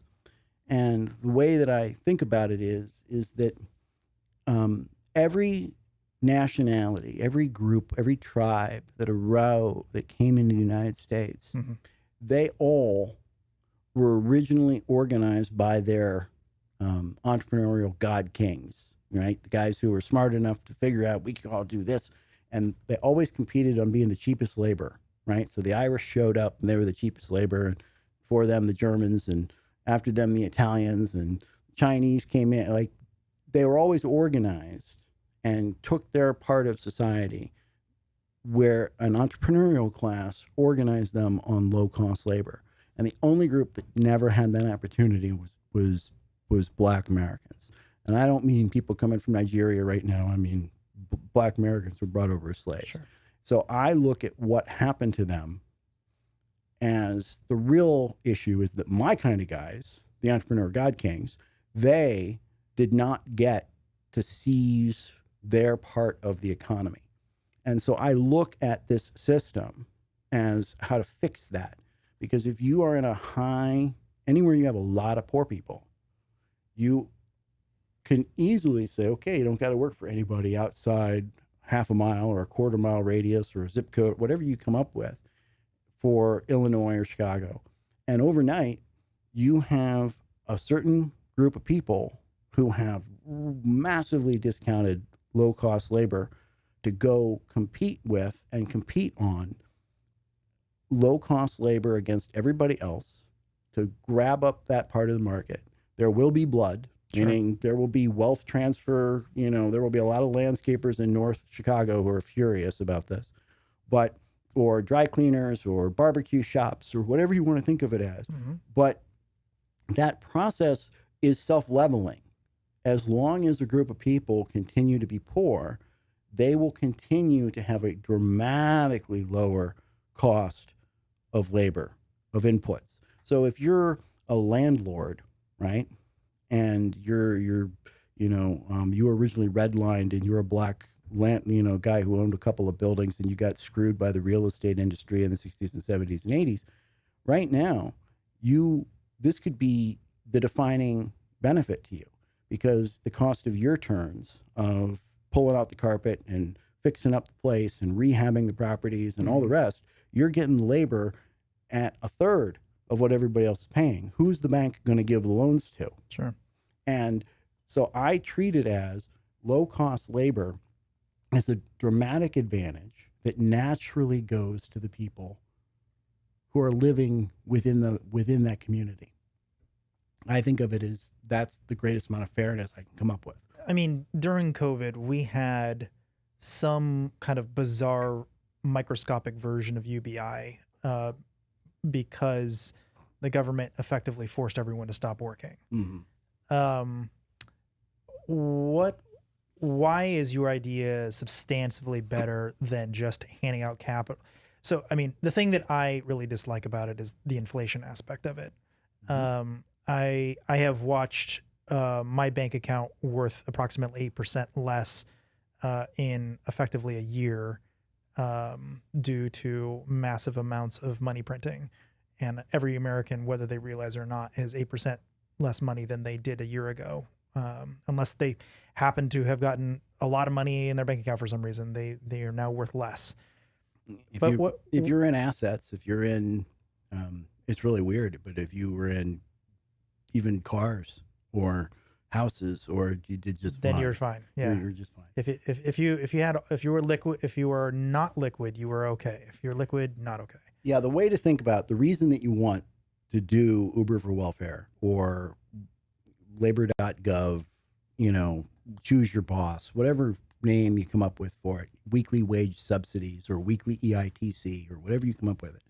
The reason you want it is that in January 2020, the average small business is paying a wage of, $240, and the government was paying $70 less than their $200, right? And the moment that the pandemic hit, you have a immediate fall off where the small businesses drop down to 100 and the government's coming in with 2, and they only are losing, the labor's only losing a small piece themselves, but the small businesses aren't firing anybody.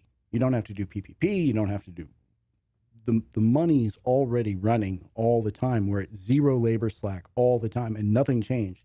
The small business guys are going, wait a minute, we're not going to have a waiter, but we're going to have drivers. We're going to need sterilizers, and we're going to shift and jive, and their costs went down. And who's upset? Who doesn't gain? Who's like, holy shit, there's piranha in the water chewing our asses up, are the Fortune 1000. The very guys who are very, very happy to have the economy shut down because they were essential and had to stay open. They'd lose their minds if every time the economy slowed down, small businesses could kick the shit out of them. It makes them fear economic slowdown. It forces them to become stewards of the economy because the last thing they need is to have the small businesses suddenly getting their labor literally for $100 a week. That's like a nightmare to them. Okay, so why UBI and not universal health care? Because, I mean, I think both people who tend to like UBI tend to also like, by the way, I think your idea should be called Uber for Uber, you know, finding Uber drivers for Uber, like for everything. But why not for healthcare? Why healthcare? Why does that get such a bad rap with the Republican Party? It's just a misnomer on the part of the Democrats. I don't think that most Democrats understand what they're asking for. Some do. That's why you suddenly heard them start to talk about Medicare for all instead of Medicaid. And it's really very simple. Most people don't realize it, but there are two tiers of care in the United States. The top 40% of doctors, the ones who are in PPOs and get paid those sick PPO rates, right? They take care of the top 60% of Americans. Top 40% of doctors take care of top 60% of Americans. Bottom 60% of doctors take care of bottom 40%, and those are the ones who take Medicaid rates. Now, out in rural areas and when everybody takes Medicaid, there's no way they can't. And so if you're a rancher, you either drive a long way to see a specialist or you go to the Medicaid doctor too.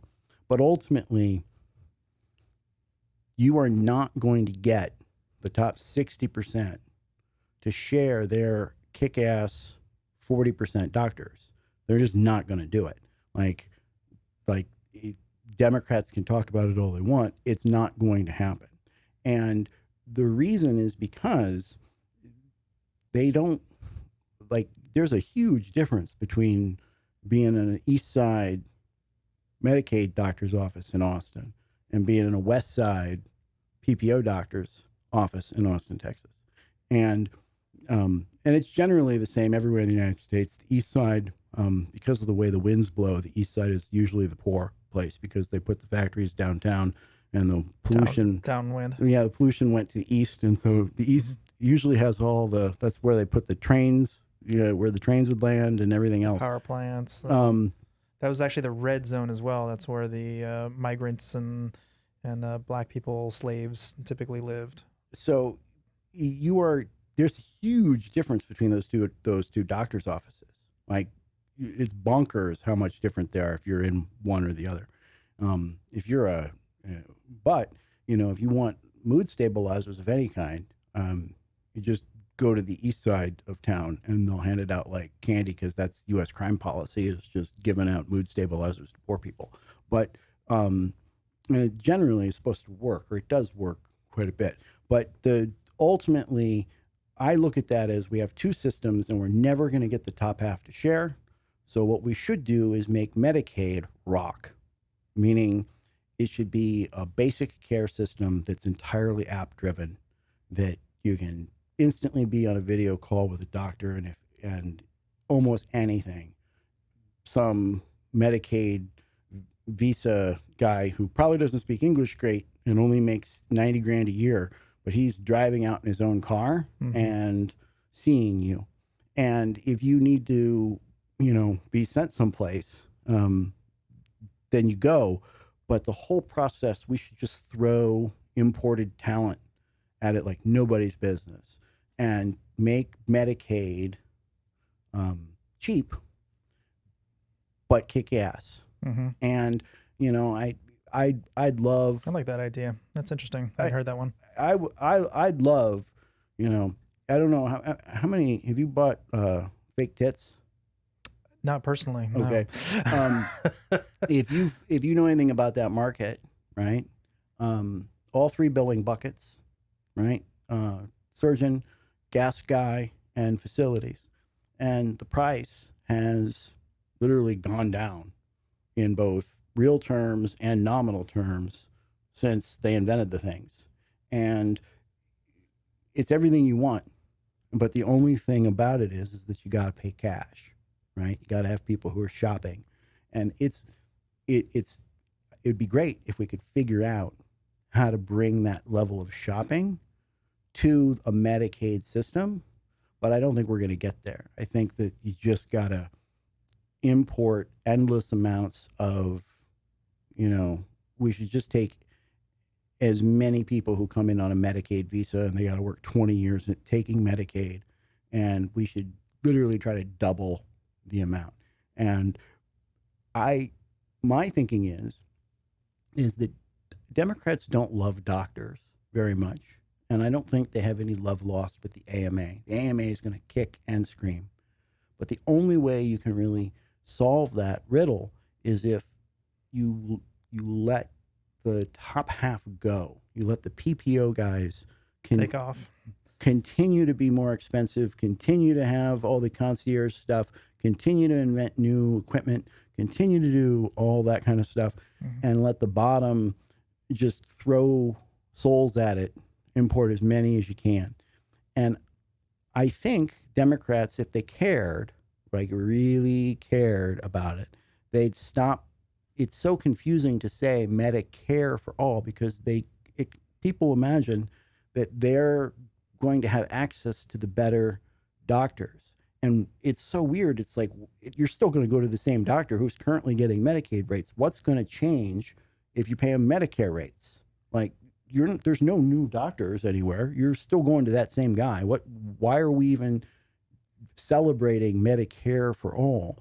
Well, if you just want to talk about, well, we should add this to Medicaid, well, I'd much rather have house calls and, whatever, because that's how if you want to take care of homeless people or people who are outside, who are on the edge, everybody has to have a cell phone that's turned on 24/7. Mm-hmm. You basically got to give them stuff so you can track them, so you can reach them, and you got to be able to get to them before their medication runs out, so they don't go Florida man and end up being a crime stat. Like that's literally, if you talk to anytime you have a Florida man experience, a Florida man environment, there's always a caseworker. If you I've spent time with the HHS in Texas and Florida, and you talk to these people, there's always a medication that somebody wasn't taking. Mm-hmm. And they always know who the guy was. And, we've had instances before. You have to sit on top of that if you really want to solve for it. All right. So let's change the topic a little bit back to, you had mentioned the government should have the back end of social media, or happen to be in the offices of a social media company. Yep. I'd be curious if you could elaborate that. I know you were working a little bit with the Truth Social guys. I've spent a year watching from the sidelines the Truth stuff, from both the DWAC side and the Truth guys. I'm familiar with Twitter. Twitter nuked my account. I saw this. I was going to bring that up. Twitter, actually. When I set up Break It Up, the plan to break up Washington, D.C., and was literally, I was in the Oval and spent 45 minutes talking about this to Trump, at the Resolute desk, and literally Donald Jr. and Miller and Grinnell all went out and started mentioning this on TV, and my 13-year-old Twitter account disappeared, and they left me with this account I just set up called Break It Up that had 12 tweets, and I was like, why? And it wasn't there was no you are in a deleted, here's the tweet you have to delete. It was just this account has been suspended, and all I was doing was coordinating in my DMs with talking about pushing this idea, and so I'm probably. That's interesting. So they never give you an explanation about why. No, because normally that is the thing. You have to have broken some policy. Yeah, there was no tweet I could delete. There was nothing. I was literally just, my account went into suspension. Morgan Warstler just gone. And have you tried to re-register it? No, it's literally suspended. So you can't even get it back from scratch or anything. Well, yeah, I'm sure that, I think Elon will put Trump back on, and maybe I'll get back on too. Yeah, let's talk about that. Let's talk about it. So I know you've been following that super closely. I have as well. What are your thoughts? And this to me just seems like a very smart hostile takeover.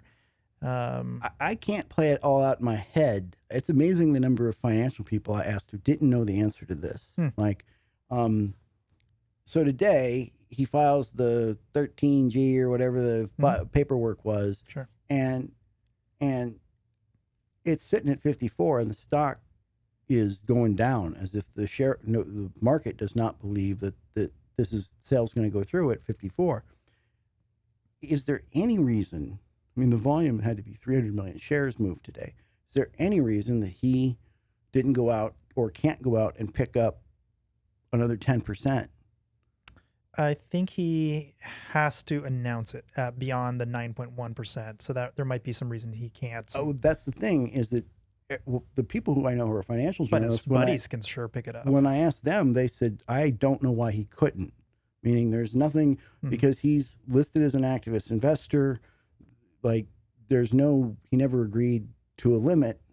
And now that he's not a board member, I think he can pick up whatever he wants. Although I think he might still have to declare it at this point. I don't know I know you have to declare once you get 5%, right? Or whatever. Yeah. But I don't know. I can't figure that out. And it would seem to me, if he thinks it's worth it at 54, it's really worth it at 45. So the other thing is, if it doesn't go through, I think he's already announced that he's just going to sell his 9.1%. If that happens, plus he's not involved in it anymore, I've got to imagine that stock is going to plummet. So any existing investors, if they're not behind Elon at this point, who might be actually able to keep that share price nice and high, they're just not looking out for themselves and their bottom line. Am I misunderstanding that? I can't figure it out. Meaning BlackRock, Vanguard, Morgan Stanley, they all have 8 or 9% of the thing, right? And they're all owners of Tesla of sizable amount as well. Probably just by size, meaning they have so much that, and I suspect that at some point your shareholders in those funds would have to be like, I'm suing you. Like meaning the amount of discovery, if there's anybody having any conversations about anything other than achieving maximum shareholder value, then you've violated your fiduciary concern. Right. And I can't imagine that there's not a lot of woke ESG noise going on in there that might not be covered. That's my... Oh, I think there's already one lawsuit. In fact, I even saw the filing for it. So I'm sure there will be more coming. But my question is more, what do you think Trump is going to do? If you were Trump, what would you do if you had Twitter? Oh, he's not. He would 100% jump on Twitter. You would just get back on there and just go at it again? Yeah, and I just do you think Elon's just gonna free for all, just anybody gets to do whatever, or what sort of controls do you think it's gonna place? I think that I've heard that he'd let Trump on, and but there'd still be limits. Limits. Well, yeah, I mean, I don't think that anybody is agreeing that Nazis get to march in Twitter immediately. Meaning, this is what I mean.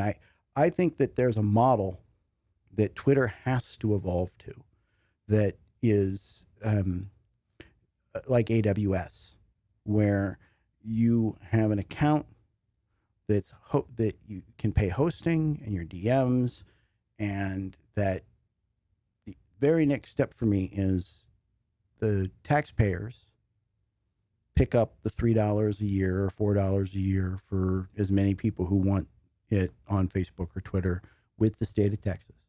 And if I can go and say, hey, here's my driver's license, they will establish my username is Morgan Warstler Texas-1 or whatever it is. And that inside my DM, I should be able to create or link anonymous accounts so that they can report in an OAuth environment that even when I'm running around is, big tool for you or whatever the hell it is. This is actually a real person, and we know who this person is. And I don't think that this should be news to people. I just think that it is going to be news. Mm-hmm. But you should expect that there are going to be natural digital civil rights created by red states that look very much like what Texas would want your rights to be like on the internet, which is we gave him this DM, we gave him this lockbox, he's storing all kinds of stuff in there, and we won't open it for a civil warrant or a low grade felony because we believe that it's worth it to us as a state to provide that level of, digital rights. I think it's the same way with Bitcoin. I think that Texas is going to fight, take over. I think red states are going to get rid of know your customer to some degree. Interesting, really. Yep, because it looks pretty clear to me. I mean, at least from where I'm sitting, it's not only an industry, meaning Georgia, Florida, Texas, really kicking it, whatever. There are 500,000 ant miners coming from China that are all heading to mostly red states and or purple states. And I expect that they will naturally take a quarter point of their tax revenues and dump it into Bitcoin. And they'll do it in order to basically point a gun at the Fed and say, you can go ahead and try and print in order to, pay off the debts of the blue bankrupt states, but we're going to get richer on that inflated dollar. And it's just because if you look at economic history, there is no U.S. monetary policy. When Rick Perry said, I think Ben Bernanke wouldn't want to come down here, kind of thing, he was speaking as Texas is kicking ass. We have balanced budgets. We're winning, and we don't want money to be inflated the way that California and Illinois do. And states have always had different versions, different interests towards inflation or no inflation. The free silver movement was the southern poorly run, in debt states. They wanted to be able to mint silver freely the way you could with gold. You could take gold to the mint and they would make your coins. And that was the gold-backed currency. And they wanted to do it with silver as well and then tie 8-to-1 or whatever silver to gold so that they could inflate away their debts with a common monetary policy. And that was William Jennings Bryant was, you shall not crucify us on a cross of gold, whatever. I think that the red states are going to crucify the blue states on a cross of Bitcoin. I think that they will create an environment that. So you're pretty bullish on Bitcoin, it sounds like. I just think that it's a weapon to box the Fed in. And towards public hosting, if you read the Federal Reserve's white paper on their new digital dollar, $D or whatever they call it, central bank digital currency, it's programmable, which means public hosting, which means, and people haven't thought about this yet, it means Nazis get to march in Illinois. Yeah, it does. Meaning it's public hosting. Yep. And it hopefully it'll come with. I think, so this is back to this Twitter thing. I do think that what's going to end up happening is we're going to have to give a voice to these Nazis because they haven't broken any laws yet. As soon as they break laws, on the other hand, because you have this identifier, you know who they actually are. Well, at that point, you go and arrest them because at that point they've actually done something that the First Amendment doesn't protect you from. Yeah, and this is, to me, if I'm the New York Times or NPR or thenation.com, right, or Utney Reader, some or some crazy Antifa site, whatever, I want Twitter to be decentralized so that my users can get their Twitter at my site, where we can organize our Twitter protests and create our Twitter content, and we're all going to spread it. And it's going to be like 4chan from, like the campaigns they put together, but I'm going to do it at Guns and Ammo or at New York Times or whatever. And they get to keep 35% or 65% of the ad revenue, depending on who sells the ads, meaning who can get more for those eyeballs, the Guns and Ammo or Twitter, right? And I think there's a business there that's far larger that takes all the publishers and they become the blockers. And you can have it be publicly hosted. My messages are stored here. And if I'm talking to Robert at the New York Times, where I do my Twittering, and they kick him out, because of his, whatever, I can go to npr.com and pick up my Twitter there where Robert's not blocked. And the incentive structure changes, because now every time the New York Times blocks somebody, they're creating another voice that's no longer accessible to people who might be interested in hearing Robert's voice. And each publisher has to compete with one another on that decision-making process, so they become far more, they think more carefully about which weeds they want to pull, Sure. All right, let's change the topic a little bit here. I want to talk more about just raw economics for a second. So there's a pretty big shift right now between the old Keynesian economics and now the current Austrian school of economics is kind of coming in vogue. I mean, it's been around a while now, but would you do me a favor and the audience a favor and just kind of lay out the high level of the difference between the two? I think of them as three. Okay. Okay. Your gold bugs, right, are the original Austrians. They don't want the government to actually print money themselves. And if they're going to have it, they want there to be like a known limit to it, right? Sure. Or backed by gold or whatever. So those are your Bitcoin guys now again. Sure. Keynes showed up and did battle around, it was Austrian versus Keynesian economics, and Keynes won. And I think that the natural gold bugs, guys like me, who realized they were not going to be able to win the gold bug argument, they invented what's called monetarism. So that was your Uncle Milton Friedman, kind of response, which was, okay, well, we'll create new money in order to deal with the economy. We won't have the government do its Keynesian thing on the fiscal side where it picks winners and losers and tries to control everything. We'll just keep the amount of money kind of growing at 2% a year or whatever it is in order to keep the wild swings that were created in the Austrian business cycle, from occurring. And which was largely from the Great Depression, right? That's sort of where a lot of that thinking came from. Yeah, and maybe gold buggery is crazy. I think we're going to end up with kind of a dual system where you'll have a Bitcoin that doesn't inflate. But Bitcoin does inflate. You mean? You don't print more of it, meaning there's going to be 21 million coins, and that's what it is. I see. And it'll be used for cash to some degree when you don't want anybody to know that you're using it. Mm-hmm. And it'll be like gold, which is a hedge against inflation.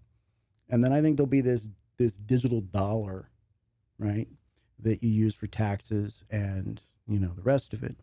The important thing, I think, when you think about currency in the United States, what's been going on, when the pandemic happened, literally the Federal Reserve became they backed up every other central bank, meaning everybody else's currency was going to eat shit and die, and the U.S. basically went in and provided liquidity to back up everybody, right? So when you see these massive amounts of new dollars that were created, it wasn't just for U.S. people. We were doing it globally at this point. Everyone's on the dollar at this point. I mean, when you get down to it.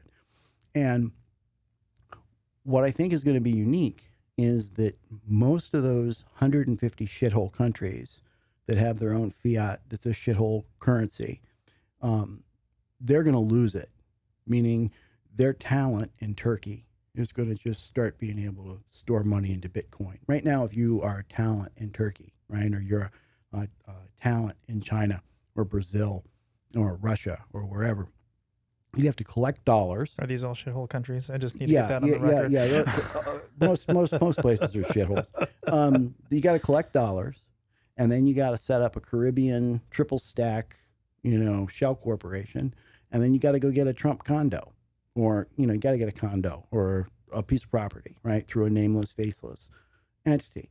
And the very definition of what is a first world country, like the qualifying thing, is that they allow nameless, faceless corporations to own property and be treated equally to citizens.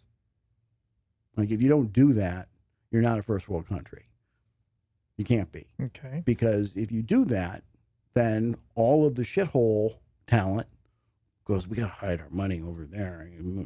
And it creates mass dollar demand, right? It drives up all our luxury, 70% of property over like $500,000 in Florida is bought by foreigners. And, half of Vancouver is owned by, CCP, Yep.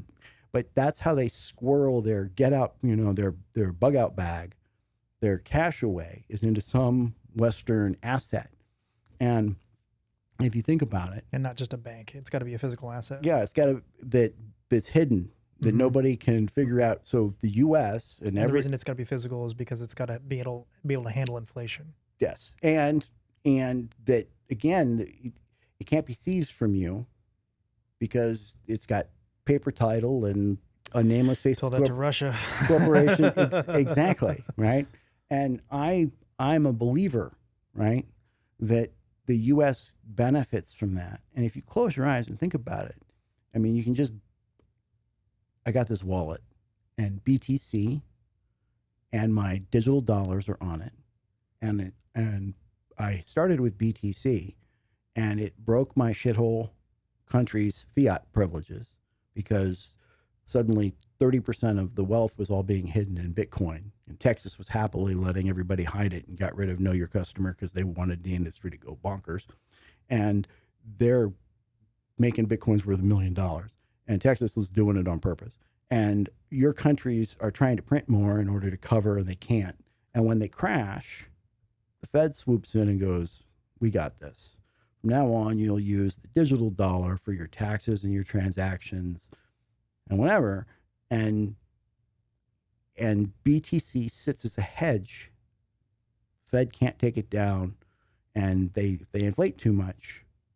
Everybody moves to BTC, and you get this equilibrium that I think is going to become.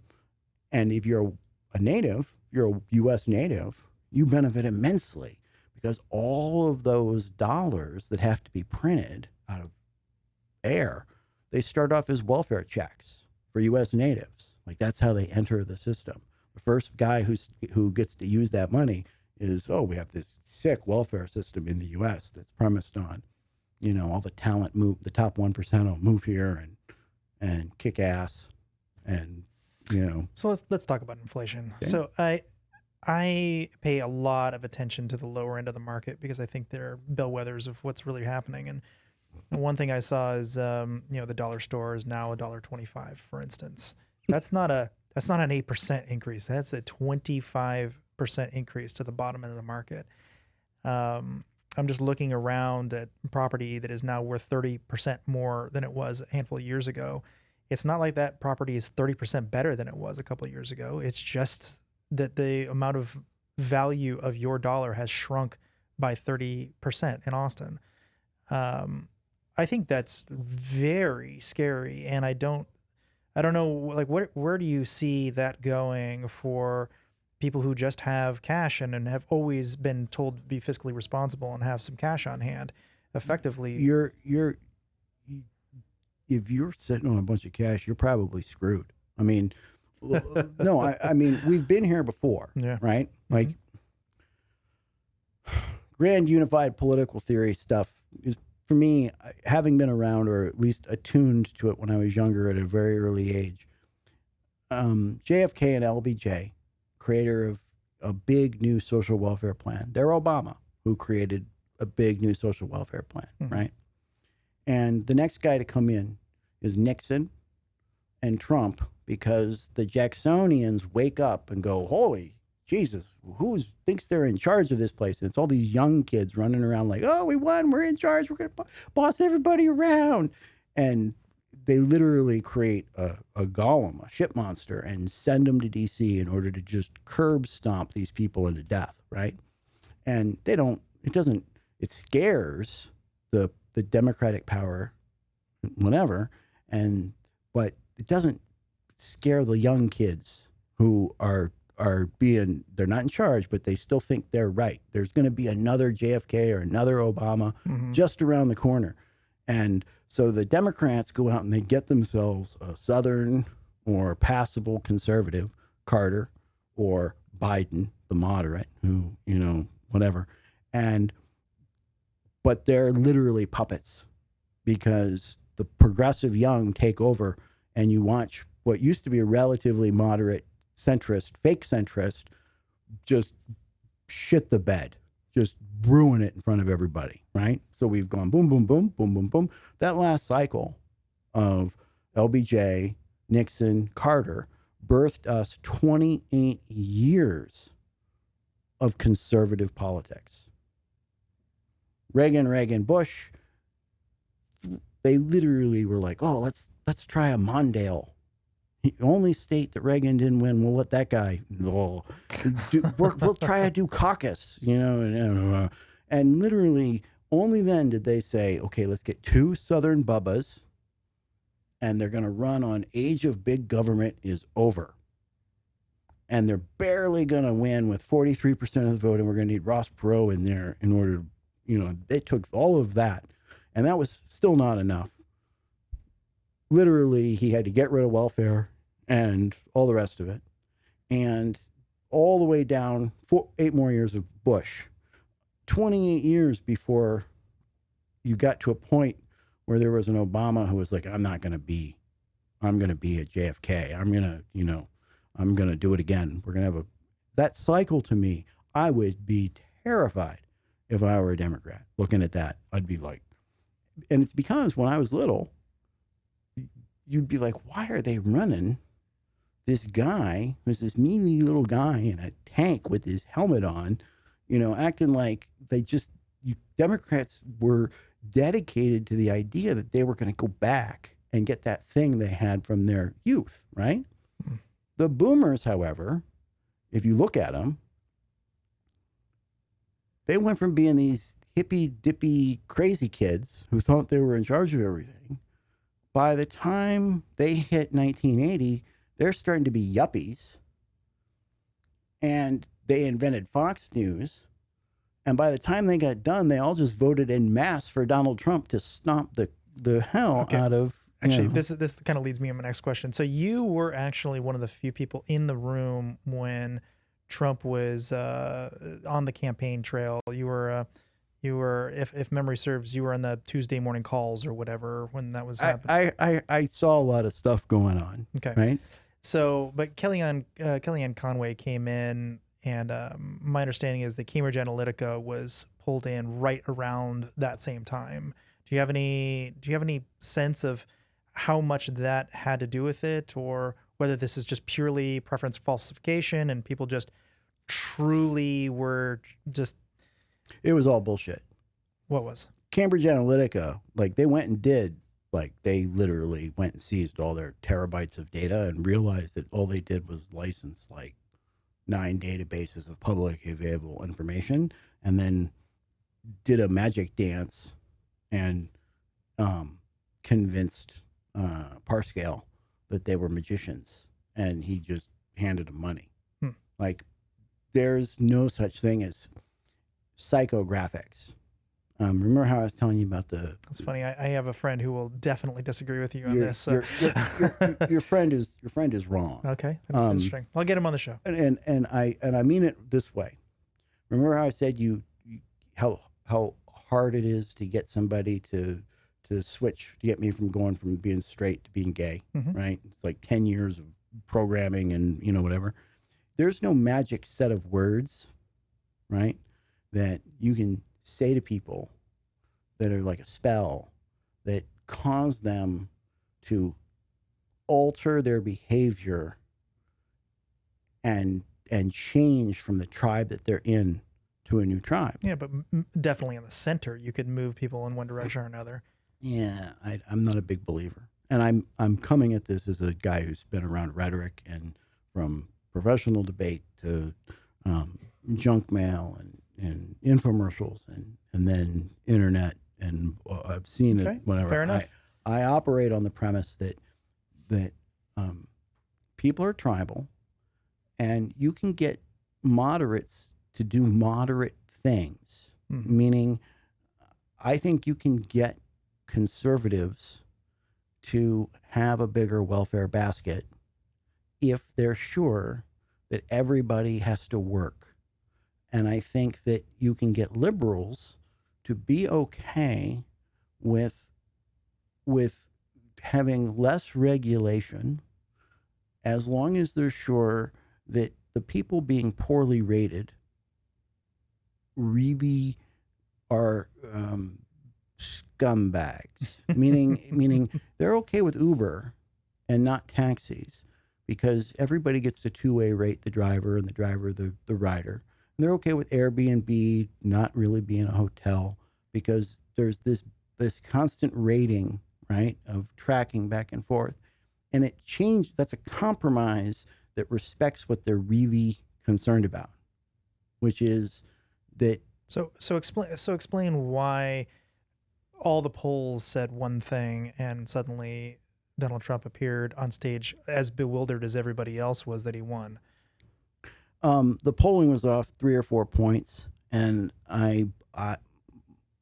It's just the polls that were wrong. It's not just that the people showed up and decided to vote a different way than they had previously polled. No, the pollsters, if you listen to them and try and let them tell their whatever, they misidentified who was going to vote and whatever, and they did it because preference falsification. But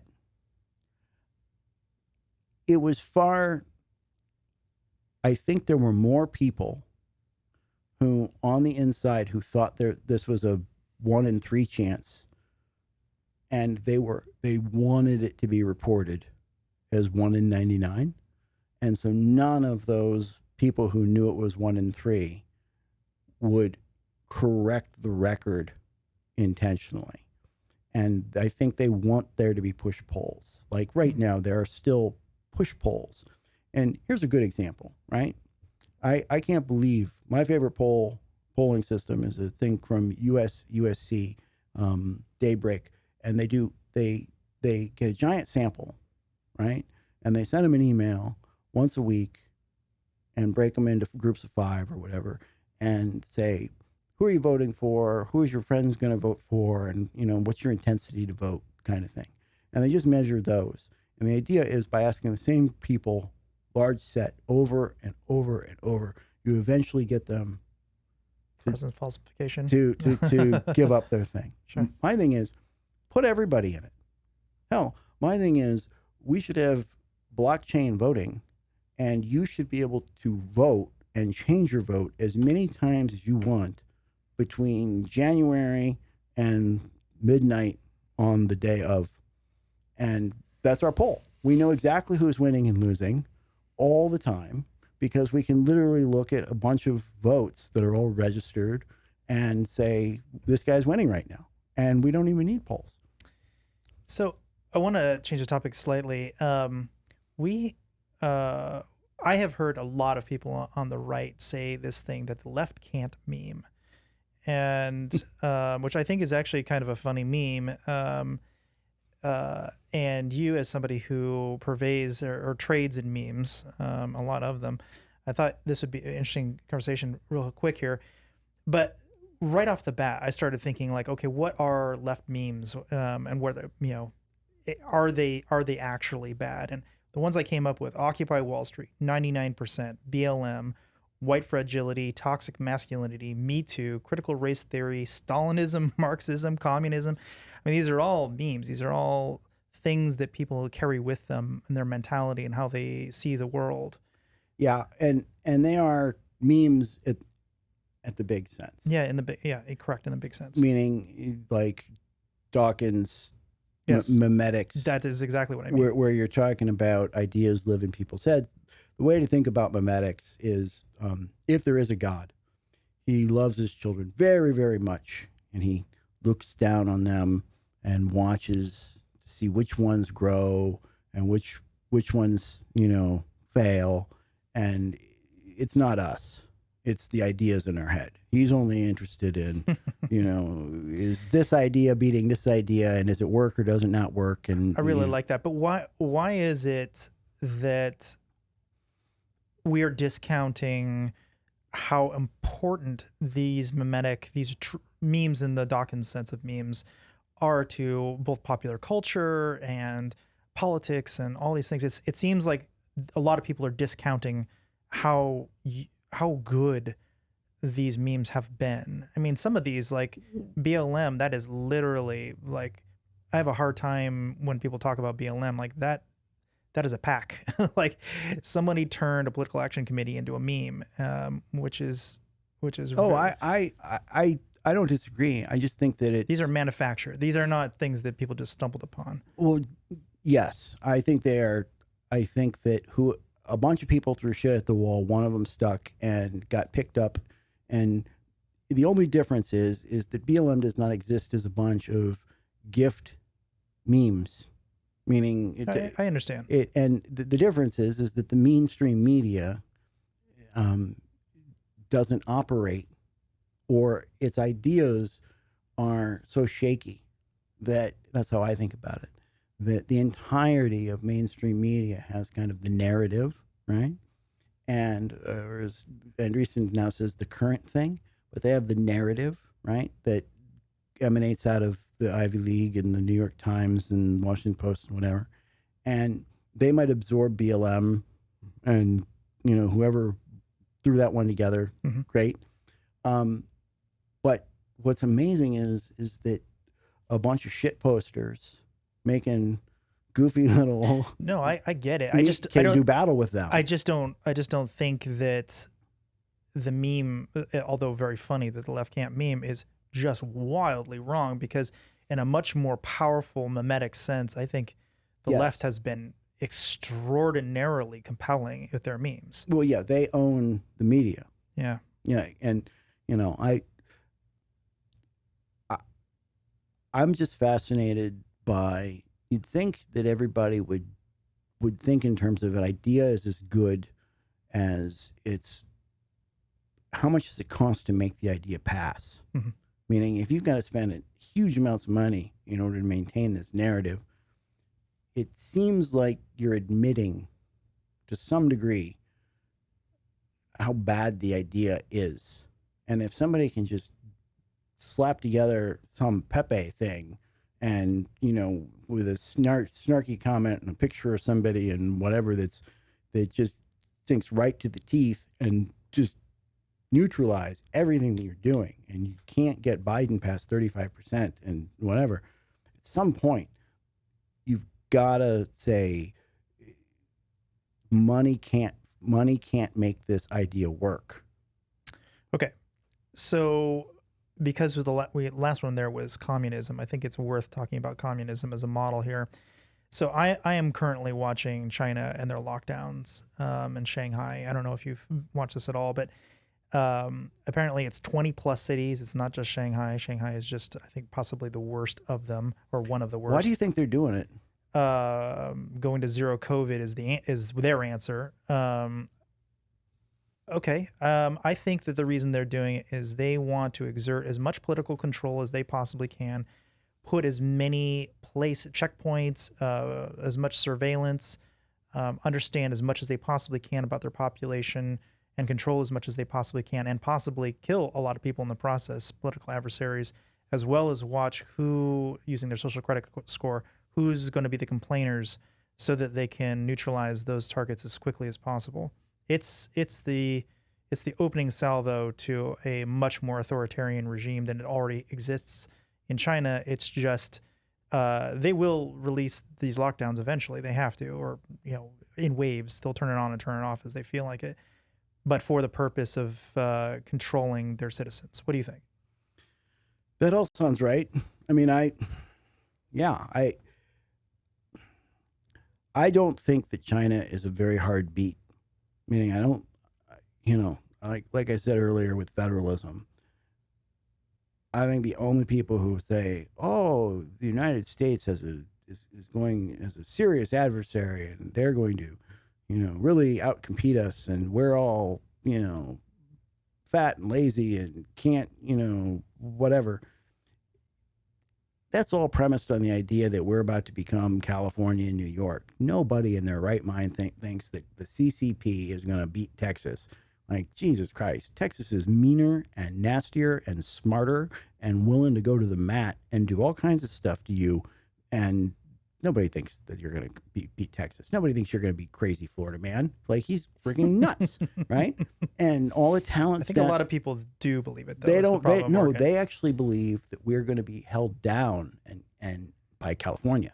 That we're gonna be yogurt eating, like that. All of that is going to, that the culture is going to overwhelm, and it's just not happening. It's just the opposite. And so I don't think that there's a real problem there. So Jennifer Richmond, on my second podcast, I believe, I talked to her a little bit about the idea that you could theoretically expel Chinese, of course you can, Chinese students who are Communist Party affiliated. And yeah, she didn't like that. She did not like the idea. But one interesting thing about it, she was actually not correct about one of the things she said. I went back and looked at it. She said the amount of people coming to the United States, students coming to the United States, was declining. That is not true. What is happening is there's a difference between speed, acceleration, and something called a jerk. The jerk is the derivative of the acceleration. Like as you're going a car, if your acceleration is accelerating, it's called a jerk. She was talking about the jerk. The jerk is going down, which means the rate of acceleration is going down, but it's still accelerating. This is still moving up. I mean, obviously, you can't have a jerk go on forever because you'd run out of people. But the point, I think her point is still sort of valid in that we're not seeing a tremendously large increase in acceleration, which might point to the fact that we're less competitive or less interesting. But I was kind of curious to hear your take on that. Talent rules. Doesn't matter. Talent rules. So in a totalitarian state, USSR, North Korea, they literally, to control their talent, had to put up walls so that they could enslave them, make them do things, or we're going to kill your grandma or wife or send you to the gulag or whatever the hell it is, right? And the whole premise of the Cold War was literally watching the talent try to defect, right? And I defect. I don't want to go back. I request that you let me stay here, right? And that was a guy who didn't even have roots here. He was just showing up like, dude, don't make me go back, right? A mafia state is a totalitarian state that isn't strong enough to be a totalitarian state. And the way they incentivize their talent to participate in their corrupt mafia activities is you can fucking leave. You can get the fuck out. You can get a Trump condo after you squirrel away some dollars. Just don't make any problems for us. And you can go over there. Well, we can put the wall up virtually. I mean, database every single person who's in the CCP, everyone who's got a family member in the CCP, and just randomly select 1,000 of them and say, you either defect right now, publicly renounce Xi and everything else that goes with it, or you get the fuck out. You're not living in anywhere in the West. Sell your asset. You go back. And in my opinion, I can't say I'm right, but in my opinion, there will instantly overnight within the entire Chinese CCP be a holy Jesus, because the guys who actually run the thing with the you can get the fuck out rule are now forced into a position where they're being publicly humiliated, total loss of face, and they either have to put up the wall or admit they're a mafia state and forget about testing the United States, Texas's metal, because the U.S. just pulled a Texas move, right? And overnight, they're in a position where if you want to keep making our washing machines, you can. And we don't care if you have slave labor or not. That was bullshit. But we're going to do the mining in Africa ourselves and give you the raw materials that are necessary. And we'll print as many dollars as we need to bid for those. But we're going to run this thing like we're in charge. And if you want to be in charge of your mafia state, you can. But until you can boss your talent around and keep them in, lock them in, and make them happy, you're playing in our game because the talent rules in our game. And once we get the talent, they're here. And we control that flow.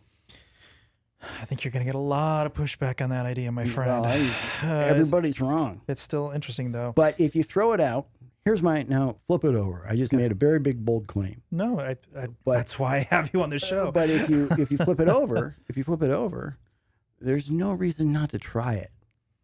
It's the most peaceful, simple. Let's just see what the loyalty levels are. I think you get a lot of people saying you're xenophobic or that you are this or that or whatever. I think Texas rules, and Texas is not xenophobic. Texas is mean and is in charge. And everyone should understand that there's never been a time in history that the states getting all the population gain do not take over U.S. policy. Okay, let's talk about population gain. So we are getting this population from, as you said, California and New York, in large part. These people coming to our state are going to vote. And they are super, super conservative. Not all, and certainly not in downtown Austin and some of the metropolis areas. If you look at what just happened in the last election, right? And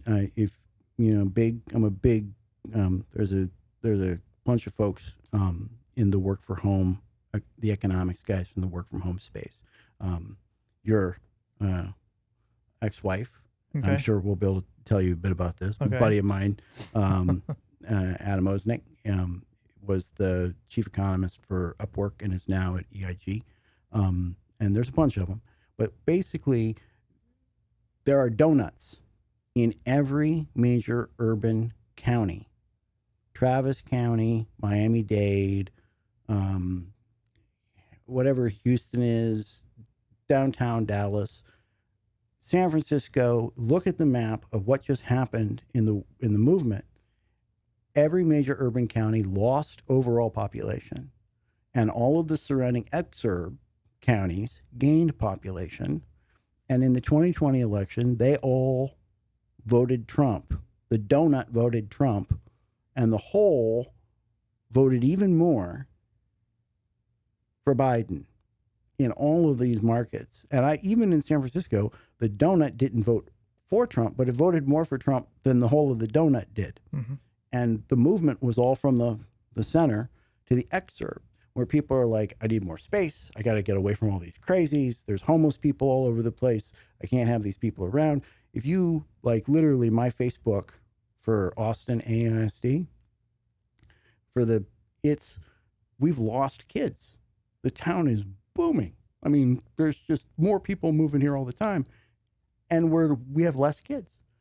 And it's because families with 3 and 4 kids are like, I'm moving out, and one guy's moving in and buying their house. Mm-hmm. And he is a secret gun collector who has been waiting to let his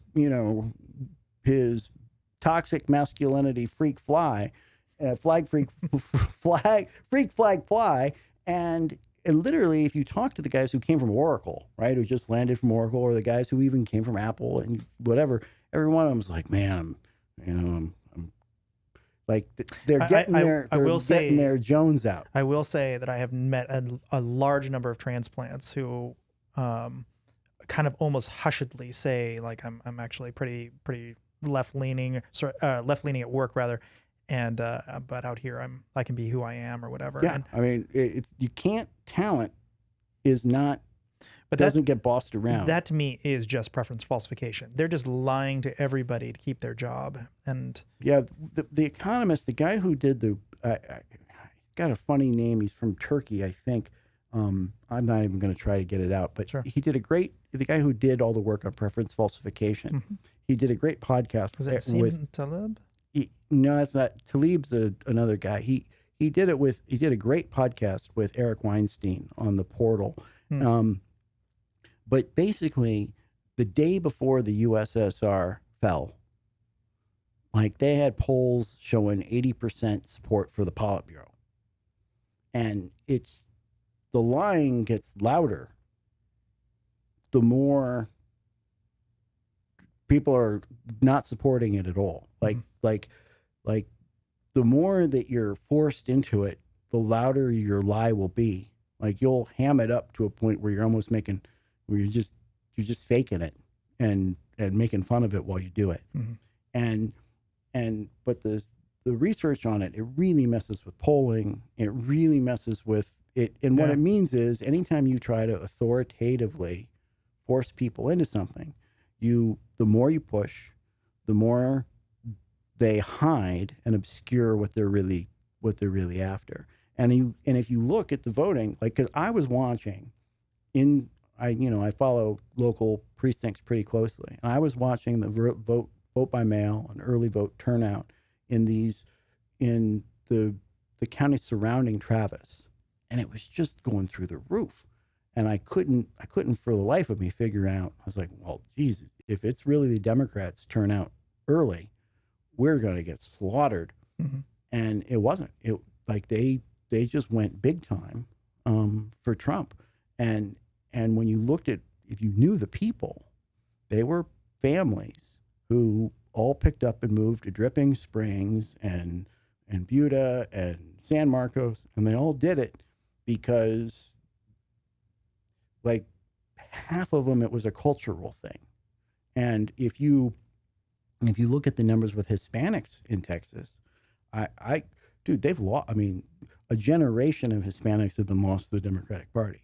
There are in Starr County, there's a crazy stat. Starr County, the Tejano Hispanic, in the census data in 2020, Texas Tribune says this, that 96% are Hispanic, and of those, 99% reported their race as white. The whitest county in Texas is on the border in El Paso, and it's full of people who date back to longer than we were here, and, from 1540, whatever. And in their minds, they no longer want to be called Hispanic. Like they're just out, they're done with it because they've turned white into just being American at this point.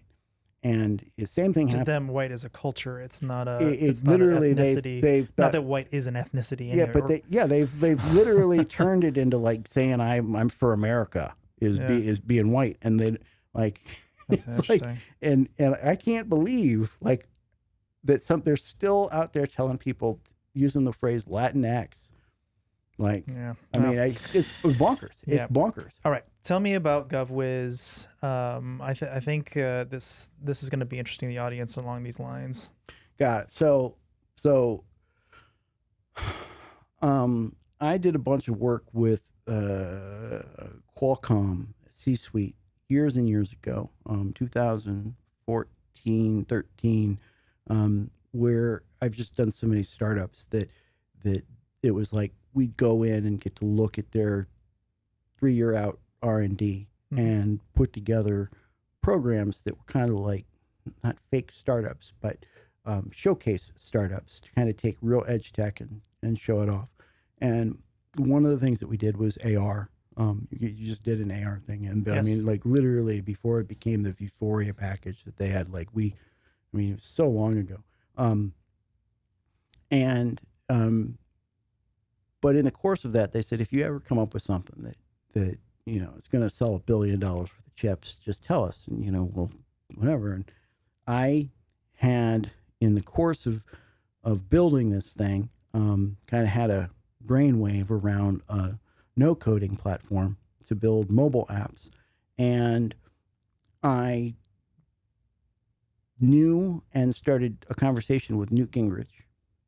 And, anytime you talk to politicians, they are incredibly good at absorbing what you just said and then turning around and like 20 minutes later repeating it in their own way. And, they're it's a talent.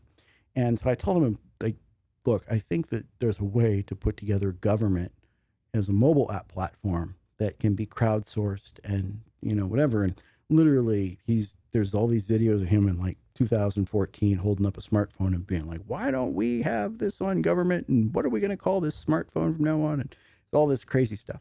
And really smart guy. I went to the folks at Qualcomm and said, hey, I got your $1 billion idea here. We're going to start a mobile for government, and Newt Gingrich's just going to sit on top of it, and we're going to call it America 2.0. And, this is what we're going to do. And they were like, oh, this sounds great. And came back and said, we talked to the Jacobs family, and they are uninterested in getting anywhere near Newt Gingrich. Uh-huh. And right then... He's polarizing. Yeah, and right then my business partner, who was still living in Hollywood, I had moved here when my daughter was born, and he ran into Governor Perry, GRP, and smartest guy I've ever met in politics is Rick Perry. I mean, amazing how smart the guy is, and bonkers crazy. Like he remembers every single person's name he's ever met, even once in passing. It's not just that; he can listen and he can absorb stuff and then turn around and describe it, and I'm dumbfounded how within... It's amazing what a bad rap he got in the press. Anyway, he grabbed us and said, look, if you'll move this to Austin, we were going to do it in LA and DC. He said, if you'll move it to Austin, I'll set it up so you have as much time to go and investigate, how government works. It's not like I had spent any time inside government proper. I just had this... Because you are sort of sane anyway. Yeah. So I had a 2-year period, almost 2.5, where I was talking to different departments and looking at all the PDFs they had, and what's the volume, and how, when you collect this many PDFs, what happens here, and how many of these people are on these calls, and to really understand just my own little McKinsey, right? Mm-hmm. Just thinking about it, and began the process of putting together a no-code platform for a company called GovWiz. And it somehow or another, right when he left office, he showed up at our office. I mean, this is how it all went down. He showed up at our office, and I wasn't there. A couple of the employees said, we're going over to talk to the lottery department. And he said, do you mind if I tag along? And sure. I mean, he's Rick Perry, and sure. So I'm not going to say no. So they walked in and they all wrote down their names and wrote GovWiz as the entity. And he did too. Like he wrote Rick Perry, and the gal who was sitting there instantly picks up the phone and calls this reporter at the Statesman and says, Rick Perry just walked in here meeting with the lottery with a company, and this is what he's doing next. It was like, we didn't even have, I hadn't even started coding. I was literally just had this idea around that the back of lottery tickets that the state has a reason to run something like Groupon. Mm-hmm. Where small businesses can create coupons where they only give away $1 or whatever. So the back of a lottery ticket can be a coupon that it's like Groupon, but you don't spend any money and the small business benefits, right? And it was just a simple little idea just to get a sense of how their current ticketing, back of the scanning, double entry, win a secondary prize, all that stuff. And he just goes to see what we're trying to do, so he better understands. It was like overnight there were like 3 full-page articles about this stealth GovWiz company, and the guy's like calling me over and over, and I'm, I just enjoy stuff like this way too much. Well, of course you do. I'm just like poke the bear, whatever. And but it blew up. I mean, it created all kinds of issues for us, and simultaneously, as the coding began, I started to think about the IP that we were doing, and the end result of it is that I put all the IP into a secondary entity called BN. It stands for Build Everything, Invent Nothing, and I have been working very, very, behind the scenes. It's a 4 patent family, and the 4th one was literally just numbered and issued last week. So I know I could talk about it. Okay, good. It is a patent. All the patents are wrapped around the creation of mobile apps by building forms that use a limited dictionary of 150 words in whatever language you speak in whatever country you're in. And you only need those words written in order, and you can build any kind of app or app suite, series of apps that work together in a central database. And the first one was just around how this system worked, and then the second one is around this thing that we refer to as soft law, which is the idea that you could get rid of the executive branch if the city council let citizens make an app, and you actually just took the source code, which is just a series of words, and wrote it directly into the law and said, this will be the source code, and we all vote yes.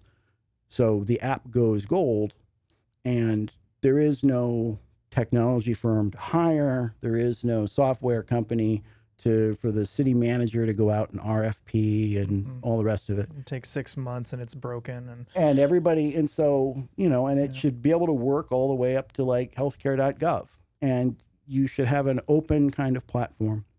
So we refer to this kind of as a soft law thing. And then, but the real one for me was that we've gotten the very first software patent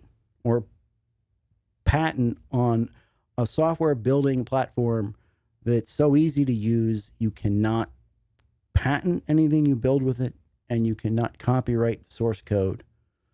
And it's written, and the way to think about it is, it'd be like if you went back and built the telegraph and did it with an English dictionary that only had 1,500 words in it. And because of that, you couldn't say, on Sunday, the 4th last, Rover, your beloved pet, passed. You can only say dog dead or dead dog.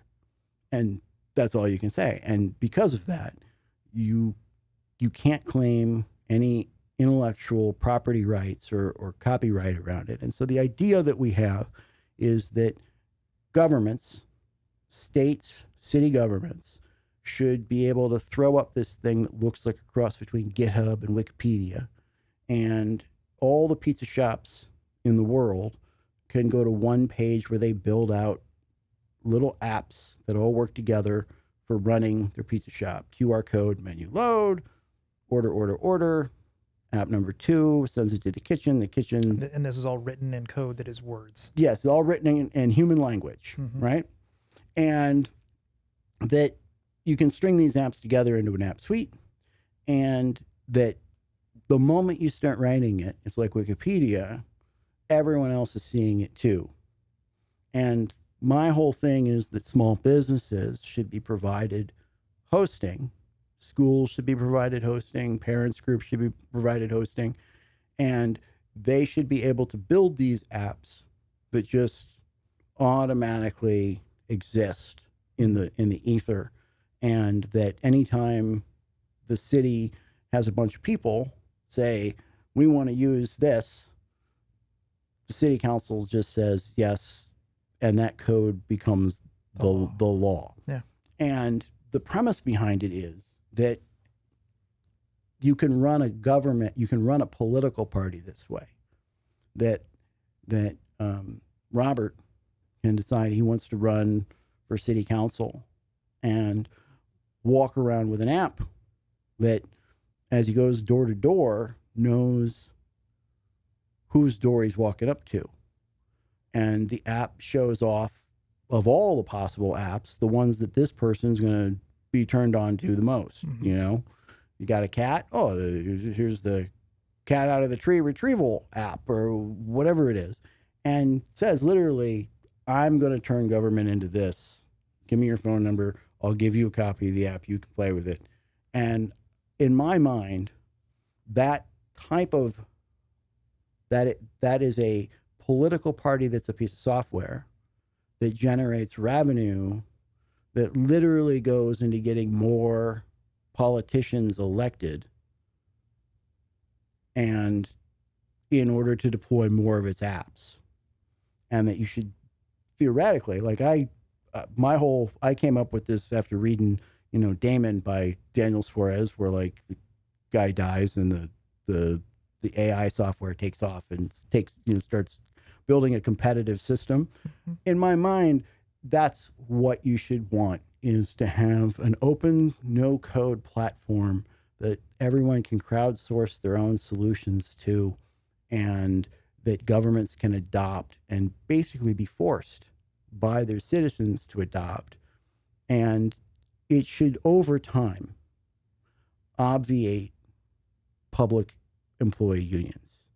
And that very system of the Democrats get the union dues and the money goes to get elected, the profits from this entity at a state-by-state level should funnel back into getting more and more people elected to adopt this platform.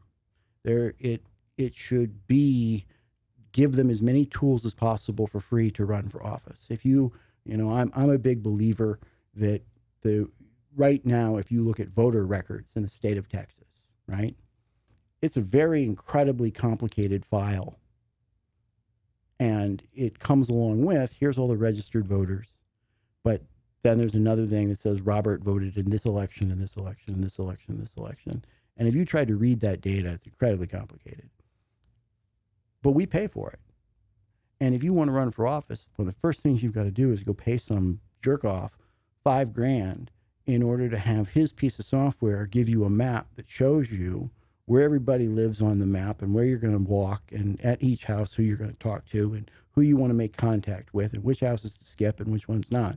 And all of that should exist at the Secretary of State's website, so that we encourage people from all parties to run for office and not have to spend any money to do it. Like it's open, available data, and it should be on a beautiful precinct map. And so I believe that this model is coming. And I am not telling you it's going to be next week. I have learned that when I said, video on the internet is going to all be delivered over the internet and broadcast systems aren't going to, whatever. It took 20 years for that to happen. But I can show you my digital markets NFT soft platform, description from 2005, and it's still just slowly getting there. So slowly we'll get there. So where can people find you? Clearly not at Morgan Warstler anymore. No. So BN is just getting ready to launch the patents themselves, along with software code that everybody can look through and see how it all works, like the original source code of the software. We're not releasing it to everybody to use, but everybody should understand exactly what's going on in the platform.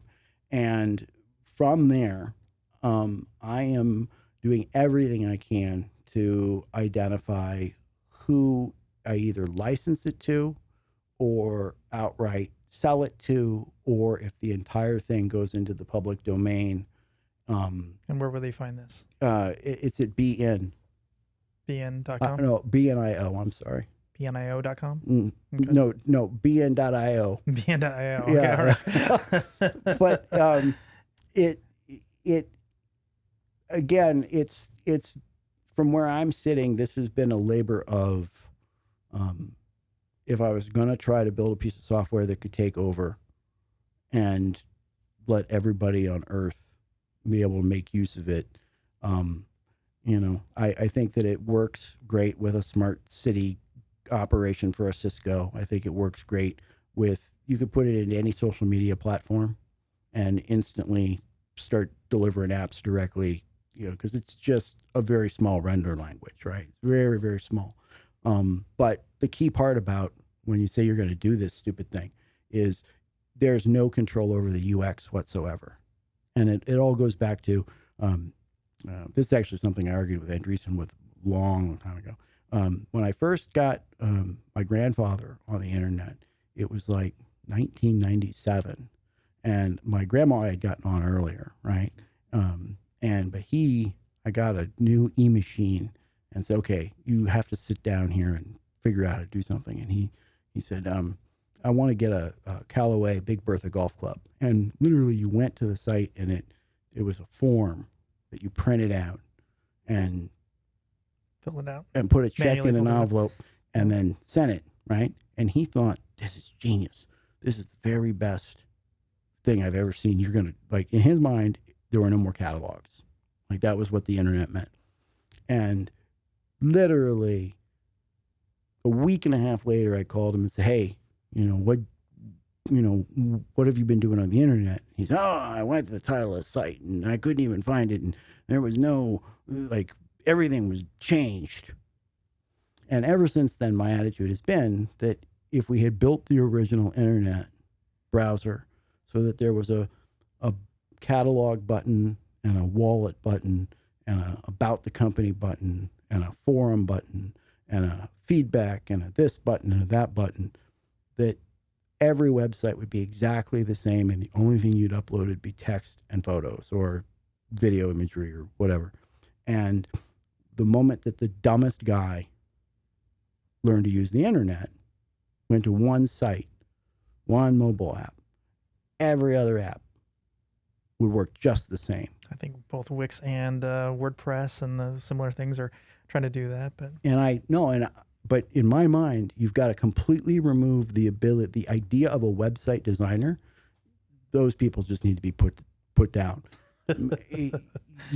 Someone should be able to control their user interface. If Robert wants the internet to look like this, or his mobile to look like this, that makes total sense to me. But after that, everything else, every restaurant he goes to, everything he does, it should look exactly the way he wants it to look. And because that's equality. That's digital equity. If you let everybody build a different one and have pride of authorship on the user interface, what you're really doing is benefiting the smartest 20% and sacrificing the bottom 80% who are not able to keep up. And there's no reason for it. Morgan, we've gone almost 3 hours now. Okay. I think we're going to have to do this again at some point, okay, because I don't feel like I had a lot of fun. Yeah, it was a lot of fun. I think there's a lot more we have to cover, though, at some point. So how about this? Maybe next season, I'll have you back as great as a guest. You should most hated and beloved guest. You should start to do this in a bar someplace. Thank you so much for joining us. Thanks, man.